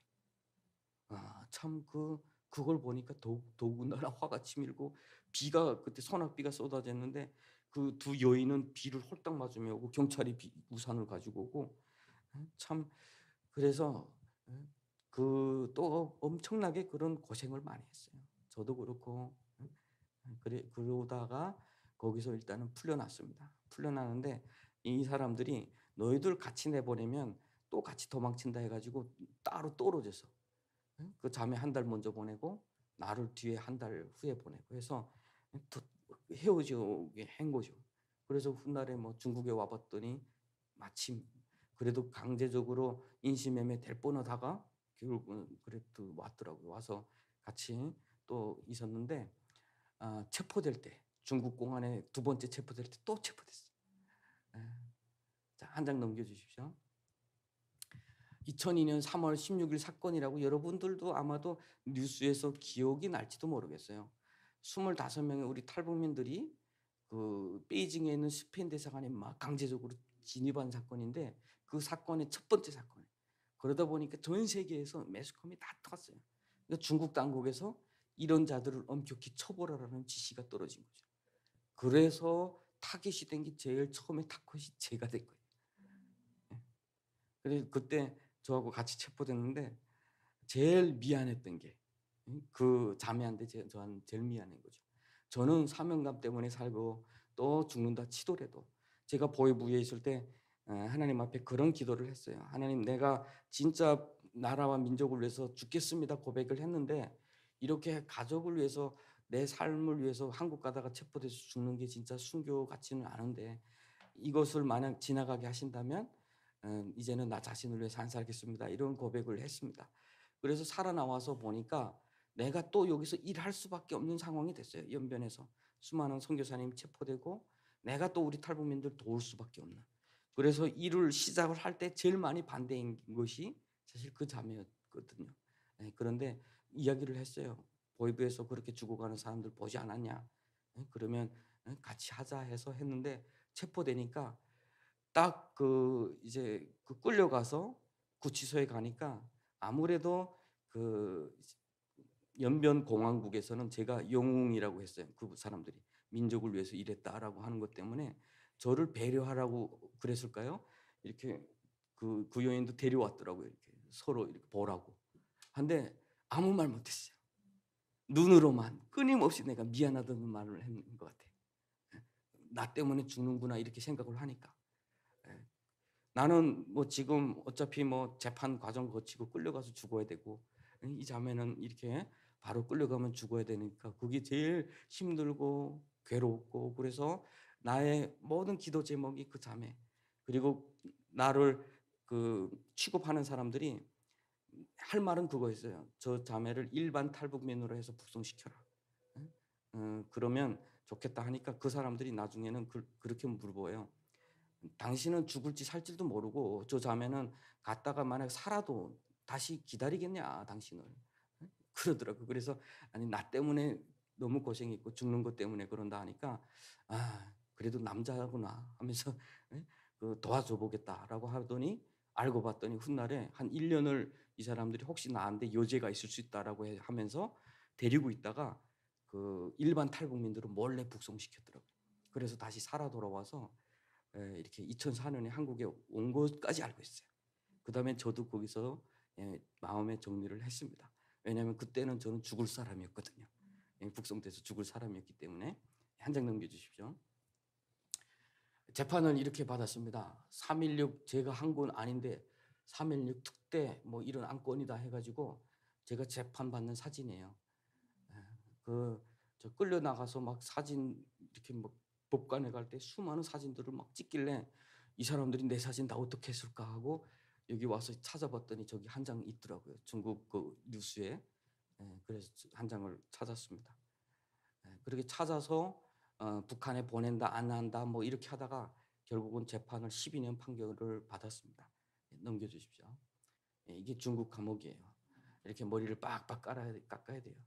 예, 이게 중국하고 북한하고 비교하면 북한은 어떤 기준으로 70년대 기준으로 보면 중국의 인권 상황이 북한보다 더 열악했더라고요. 여기에 한 20년씩 산 사람들이 이 이야기를 들어보니까 한심했던 거예요. 근데 그 사람들의 이야기가 "지금의 하늘은 그때의 하늘이 아니다." 이야기할 정도로 많이 변했다고 하는데, 강제 노동에 무조건 자기 업무를 완성해야 되고, 거기에 같은 조가 있어요. 5명이 한 조. 그런데 저는 특별한 존재라고 해서 2명이 나한테 딱 붙어서 3명이 한 조가 된 거예요. 서로 감시해야 돼요. 이 친구들은 내가 아침에 깨어나서 몇 시에 자는지를 다 기록해서 경찰서에 바쳐야 돼요. 그러면 이 친구들한테만큼은 감령 점수를 1 점씩 더 줘요. 이게 엄청 중요하거든요. 그러니까 내가 살짝 어딘가 먼저 가고 하면 이 친구들이 점수가 깎이니까 저한테 얼마나 잘하려고 하겠습니까. 그래서 저보고 수숑, 수숑이라고 불렀어요. 수숑이라는 게 중국말로 이게 스승님 밑에서 같이 공부하는데 형벌 되는 사람을 수숑이라고 부르는 거예요. 예? 지금 나와서 나하고 연락하는데 아직도 슈슝이라고 불러요. 그래서 그게 조폭두목들이 저보고 "야 너는 야 감옥에서도 그렇게 잘 나가냐? 어? 어디 가도 보디가드 둘씩 데리고 다닌다." 막 이러는데, 참 감옥 속에 감옥에 산다는 게, 제가 일기를 쓰는데 혹시라도 이 친구들이 "일기 씁니다."라고 할까 봐 그러면 또 와 가지고 뭐 조사해 가고 이렇게 할 수도 있잖아요. 성경책을 앞에다 놓고 그걸 공부하는 것처럼 하고 일기를 써야 됐어요. 항상 그런 감시 속에 살다 보니까 내가 하나님 앞에 감옥 속에서라도 좀 편하게 살다 가게 해 주십시오. 막 이게 또 기도 제목이기도 했었어요. 예, 넘겨 주십시오. 그러다가 2011 년 2년 4 개월을 감형을 받고, 참 제가 북한에 나가면 죽어야 될 사람이, 거기에 가면 북한에서 군인이 총을 탈취하고 도망친 사람도 있고, 그랬다가 중국에서 체포돼서 감옥 온 사람도 있어요. 그러니까 이런 사람들은 북한에 가면 또 처형받아야 되니까, 이런 사람들의 특징이 뭐냐면 열심히 감옥 생활 안 해요. 열심히 하면 감형이 되니까. 아니 그러니까 자꾸 사람 때리고 치고 처벌받고 막 그래서 가형을 받으려고 해요. 근데 나는 열심히 사는 거예요. 그러니까 경찰이 나한테 물어봐요. "너 가면 안 된다며." 그렇다고. "아니 근데 왜 열심히 이렇게 하냐." "예수 믿는 사람이 돼서 그렇다." 아니 그래도 산 개가 죽은 정신보다 나으니까 일단 살아야 된다. 계속 불어주는 거야. 그 경찰은 그 교도관이라고 거기에 그 계조를 담당한 분이었거든요. 근데 저를 저 앞에다 놓고 그 일할 때는 저를 불러다 놓고 한국말 배운다고 하면서 이야기하면서 그랬어요. 진짜 나는 당신 적용한다고. 그러면서 냉면이랑 뭐 이렇게 포장된 걸 사다가 먹으라고 주고 그러면서 만약 당신이 가는데 돈이 필요하다면 내가 지금 중국 돈 그 6천 원, 100만 원 넘어 되는 돈이죠. 모아 놓은 게 있대요. 언제든지 말하면 주겠대요. 근데 이렇게 생각해 주시는 분들이 살아야 돼. 당신은 살아라. 그리고 감명받지 말라고. 아니, 어떻게 그렇게 안 하냐? 그럼 자기 보는 앞에서 저 유리창 깨고 그래요. 그럼 자기가 깎아주겠대. 그렇지 않으면 누구 뒤통수 가서 때리래요. 그래서 자기가 못합니다 하고 그게 여러분 진짜 유혹이 돼요, 진짜. 내가 감명받을수록 나의 삶은 짧아지는 거잖아요. 그래서 제가 일기장했습니다. 야, 이거 어떡하지? 그래, 살아야 되겠다. 그리고 아침에 깨나 보니까 야, 이거 아니야. 하나님이 영광을 가리면 오히려 안 돼. 뭐 이런 것 가지고도 갈등을 해봤고 어떤 친구는 저하고 같이 있는 그 탈북민 친구인데 같이 있다가 다른 데 지금 그 이동돼 갔어요. 가보니까 거기 한국에 그 스님이 있더래요. 불교 믿는 사람이. 근데 자기의 그 관상과 성품 보고 다 맞추더래요. 근데 내 인생은 지금 어떻게 되는지 모르잖아요. 꽉 지나가는데 형님 막 불러요. 그래서 왜? 뭐 이렇게 했더니 여기 지금 한국에 그 불교 믿는 사람 왔는데 내 보는 게 다 맞췄어. 형님도 와서 봐. 막 이렇게 하는데 지금 그렇게 웃기는 일이지만 슬쩍 가고 싶었어요. 여러분. 예? 스님은 답을 알고 있다고 그러고 하나님은 침묵하시고. 예?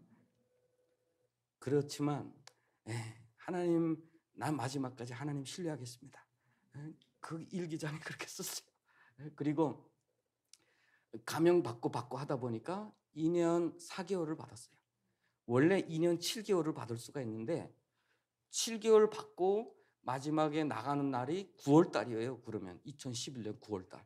그런데 재판소에 딱 가서 재판할 때 보니까 4개월만 시켜놓은 거예요. 그러면 3개월만. 3개월인가? 4개월만 시켜서 맞아요. 그러니까 내가 남은 형기가 3개월 더 살아야 돼. 원래는 거기서 끝나는 대로 나가게 돼 준비를 하고 있었거든요. 그런데 알고 봤더니 그때 만약시 나왔으면 나는 북송됐어요.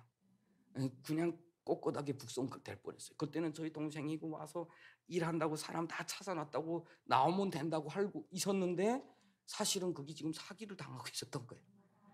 근데 어떻게 됐는지 거기서 하나님이 막아놓은 거죠, 결국은. 3개월을 내가 감옥에서 더 사는데 나는 그게 너무 싫었어요. 3개월을 더 산다는 게. 빨리 죽든지 살든지 결과가 나야지 3개월 더 산다는 게. 그리고 알아봤더니 이 모든 일이 다 지금 이렇게 된 거죠. 그래서 3개월을 살다가 마지막에 12월 18일 날에 저를 뭐 이렇게 잘 지내던 경찰들도 많고 하니까 저한테 뭐 찾아온 경찰들도 많고 어떻게 되냐 물어보는 경찰들도 많고 뭐 그랬는데 그 어떤 경찰들이 와서 나를 부르요. 그래서 또 누가 나를 또 뭐 관심해서 부르는가 보다 갔더니 나를 1층에 가서 처벌방에 데리고 가더니 옷을 홀딱 다 벗겨요. 그리고 입 안부터 시작해서 귓구멍까지 뭘 감춘 게 있나 다 보고 다시 옷을 입히고 그때 수시에 채우는 거예요. 수시하고 족쇄를. 이제는 올 게 왔구나. 이제는 내가 북송될 수밖에 없는 거구나 분위기를 보니까. 그리고 내가 북한에 가면 죽는다는 거 이제는 감옥이 다 알기 때문에 내가 자살하거나 혹시 도망치거나 극단적 선택할까 봐 그런다는 거예요. 내가 예수 믿는 사람으로 그렇게 열심히 살았는데 그 사람들한테 그게 통하지 않는 것 같아요. 그래서 묶였어요. 묶여 있다가 원래는 19일 날 저녁에 기차를 타고 도문에 가면 20일 아침이고 그러면 20일 날에 북송이 돼야 돼요. 내가 20일까지 살아야 되니까. 그런데 19일 날 새벽에 나를 막 깨워요. 깨우더니 나를 데리고 그 감옥 밖으로 나가서 차가 대기하고 있더라고요. 하루 앞당겨서 비밀리로 북송시키는 거예요. 그리고 차를 타가지고 뒤에 끌려 나가는데 그 마음에 내가 그 감옥 생활을 하면서 이렇게 각 공장들이 있어요. 큰 그 울타리 안에 공장들이 각 한 2,000명이 살고 있으니까 그 안에. 거기 마트도 있고 병원도 있고 다 있어요. 그리고 공장이 여러 개 있는데 그 공장에서 일하다 보면 감형받고 머리를 기르고 쫙 걸어 나가는 사람이 그렇게 부러운 거야. 우리 탈북민들은 몽땅 다 밤에 이렇게 수세에 족쇄 차고 끌려 나가야 돼요. 그래서 하나님 정말 우리 운명은 저렇게 걸어 나갈 운명이 없습니까 했는데 나도 역시 이렇게 하고 나간 거예요. 그리고 보니까 방향이 도문이에요. 도문까지 나왔어요. 이래서 변방대대에 들어와서 그 처음에 가보니까 날씨가 그날따라 너무 추워서 원래 정상적인 날씨가 그 차 속도로 오게 되면 한 10시 정도 뭐 10시 반 정도면 도착해요. 그러면 거기서 바로 공안하고 받아서 저를 바로 북송시키거든요. 그 차로.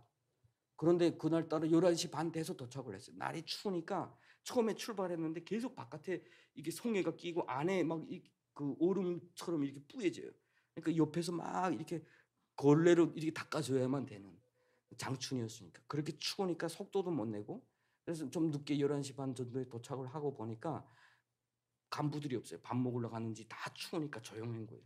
그러니까 간부들이 없다. 전화해 보니까 전화 안 받고 당신네 가서 밥 먹고 라 오후에 보내자. 그래서 또 밥 먹으러 나왔죠. 근데 그 감옥 옷에 아까 그 옷에 수세에 족쇄에 다 차고 질질 끌려 나가면서 시내 가서 밥 먹고 싶겠습니까? 그래서 나는 안 먹을 테니까 당신네 먹고 뭘 가져오면 내가 여기서 먹으면 안 되겠냐 했더니 안 된대. 가자고 막 돌고 있는데 갑자기 전화 와요. 하니까 아유 잘 됐네. 간부들이 왔대. 얘 보내놓고 우리 편하게 먹자 하고 다시 돌아왔어요. 돌아왔는데 온 사람들이 나를 북송시키려는 사람들이 아니라 나의 북송을 막아주는 사람들이 온 거예요.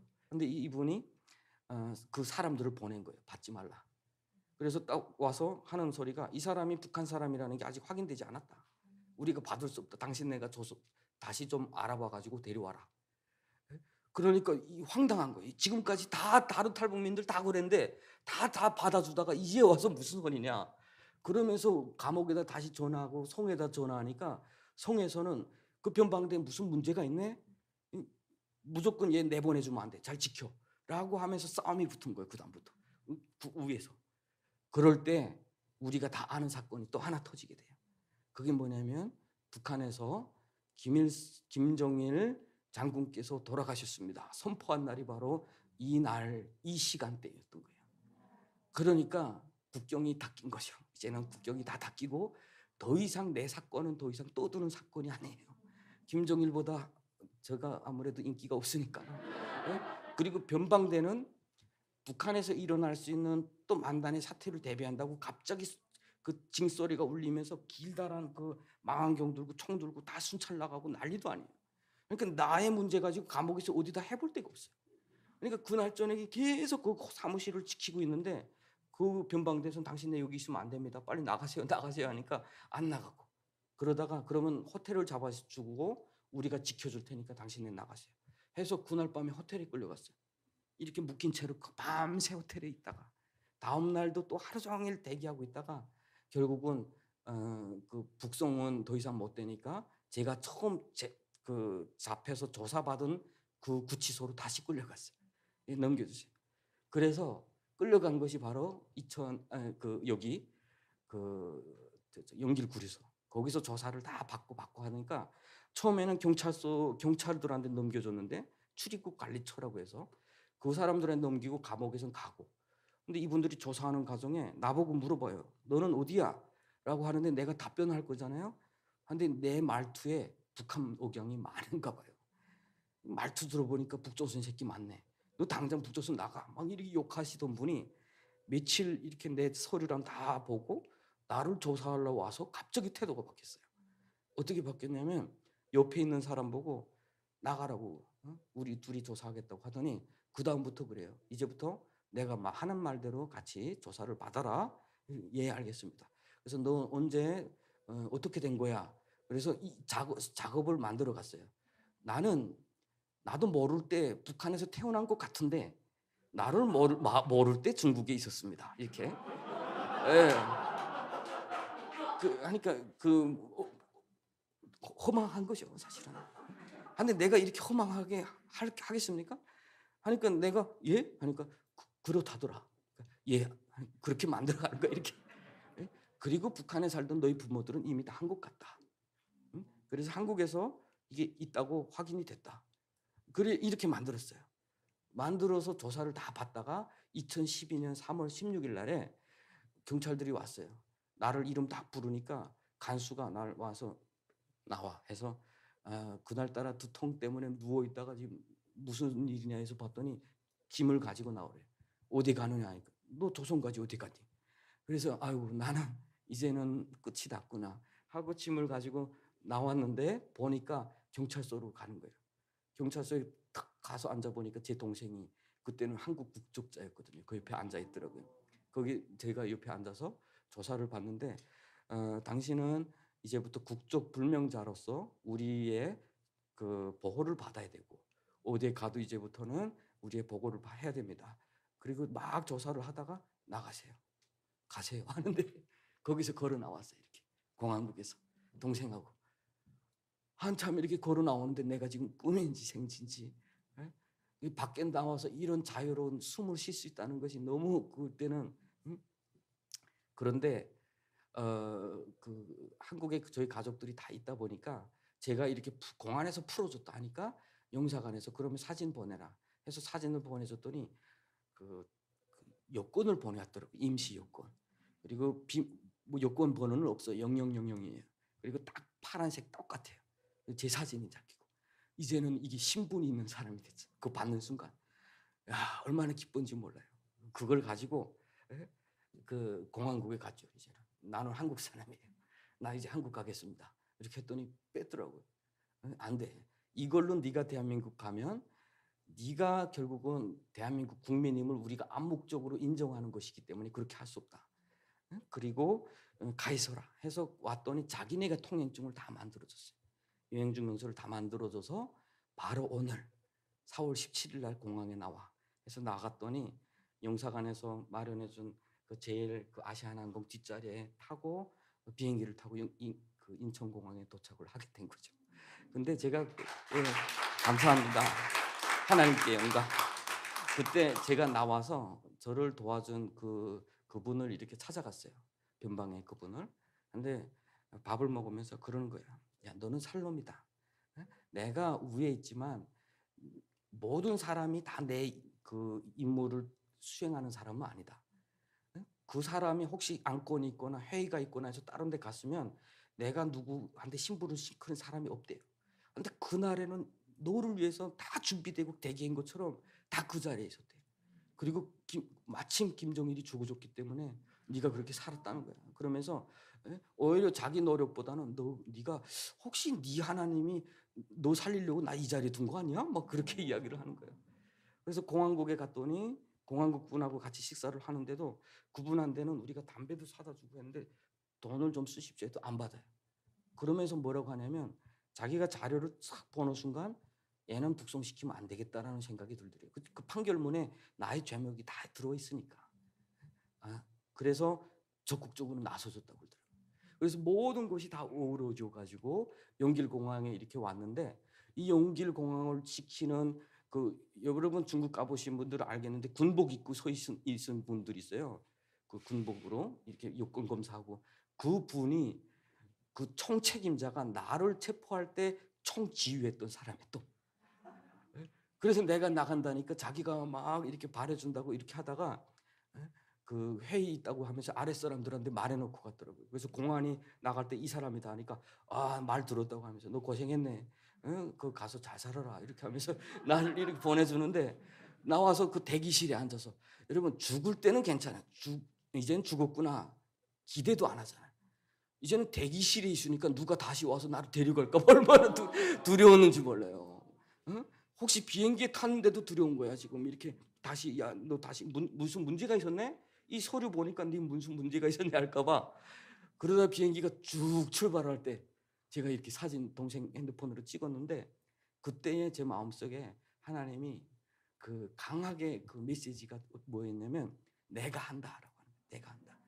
내가 하나님을 믿고 나서 제일 하나님과 그 간절하게 다투었던 게 뭐냐면 하나님 하십니까? 하나님 하신다는 게 지금 죽어가는 사람들을 어떻게 하겠습니까? 그래서 하나님 못 하시면 내가 하겠습니다. 이런 고백까지 했던 사람이지. 그런데 이 비행장에서 하나님이 그렇게 할 때 제가 아 그렇구나 옳구나 돌아가는 것 같아도 하나님이 하시는 건 완벽한 거예요. 예? 우리 남북이 북한에 핵이 있어서 저렇게 강대한 것 같고 열강 속에 끼어서 저 중국이 강대해서 안 될 것 같고 그 이해관계 때문에 우리는 안 될 것 같은 생각이 들지만 하나님이 하실 때에는 누구도 가로막을 수가 없다는 거예요. 그래서 그 믿음은 나는 지금도 변치 않습니다. 우리는 저 땅에 죽어가는 사람들의 소식을 듣을 때마다 마음이 아프지만 그래도 저 땅에 교회가 세워질 걸 꿈꾸고 있어요. 저는. 그리고 대한민국에 도착했어요. 얼마나 기쁘겠습니까? 그래서 국정원 가자마자 나한테 태도가 안 좋네요. 중국에서 나를 좀 대해줬는데 조사하는데 나보고 갑자기 간첩이래요. 그래서 왜 간첩이냐 했더니 왜 죽을 겁에서 자꾸 살아왔냐고 그러죠. 하나님이 살려주셨습니다. 그러니까 안 된대요. 자기한테 납득을 시켜보라는 거예요.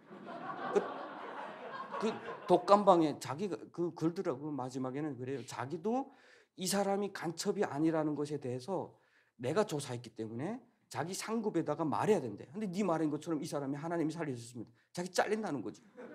그러면서 납득시키라. 그래서 독감방에 앉아서 계속 하나하나 일일이 썼어요.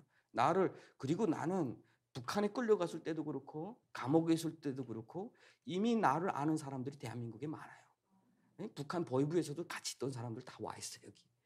그러니까 아니라고 이렇게 이야기했는데 마지막에는 한 20 며칠 막 갇혀 있다 보니까 짜증이 나는 거야. 독감방에 가서 딱 앉아서 거짓말 탐지기 또 앉아요. 조그만 방에 딱 앉아서 여기다가 다 뭐 이거 대고 당신은 북한의 보위사령부에서 파견했습니까? 이런 질문을 받는데 여러분 그런 질문 받을 때 가슴 안 뛰겠어요? 근데 내가 상식적으로 가슴이 뛰게 되면 거짓말이라고 나타난다는 상식 때문에 이 뛰는데 내가 미운 거예요. 왜 뛰지? 막 이렇게. 그래서 마지막에 막 화가 낸 거지. 당신네 중국에서도 나 이렇게 안 했어요. 막 했더니 나중에는 그러더라고요.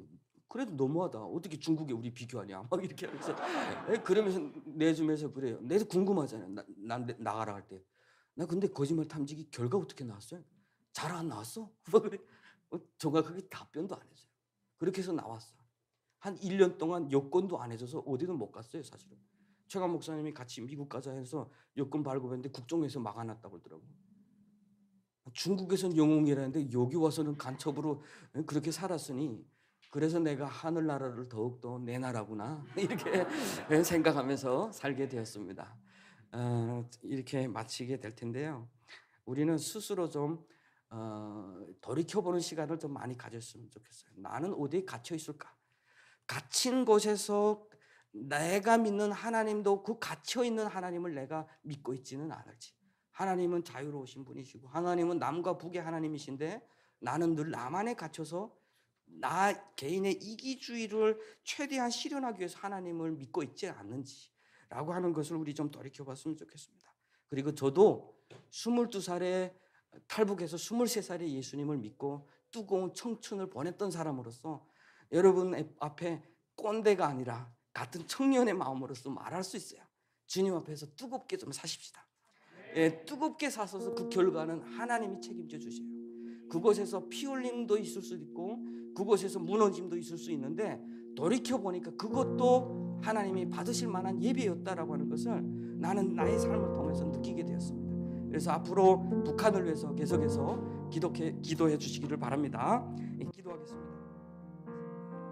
지금도 살아 역사하시는 하나님 아버지, 9년 전에 크고 놀라우신 역사하심으로 정말 두렵고 떨림 속에 죽음 앞에 있던 한 청년을 이곳으로 보냈던 그 하나님, 지금도 저 북한 땅에서 신음하고 저 땅에서 피 흘리는 자들의 그 고통을 보고 계시는 하나님, 남한에서 이 향락주의 문화 속에서 신음하고 있는 청년들을 보시고 아파하시는 하나님, 이제는 그 하나님의 마음 앞에서 우리가 갇힌 것들 속에서 해방되게 하여 주시옵소서.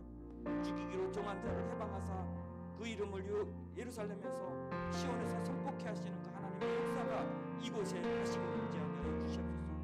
순교자들의 피가 흘린 곳에서 하나님의 이름을 높이는 교회가 세워지게 하여 주시고, 기독교를 박해했던 나라에서 선교사를 파송해서 열방을 주님께로 돌아오게 하는 나라가 되게 하여 주시옵소서. 그렇게 이루어질 줄로 믿습니다.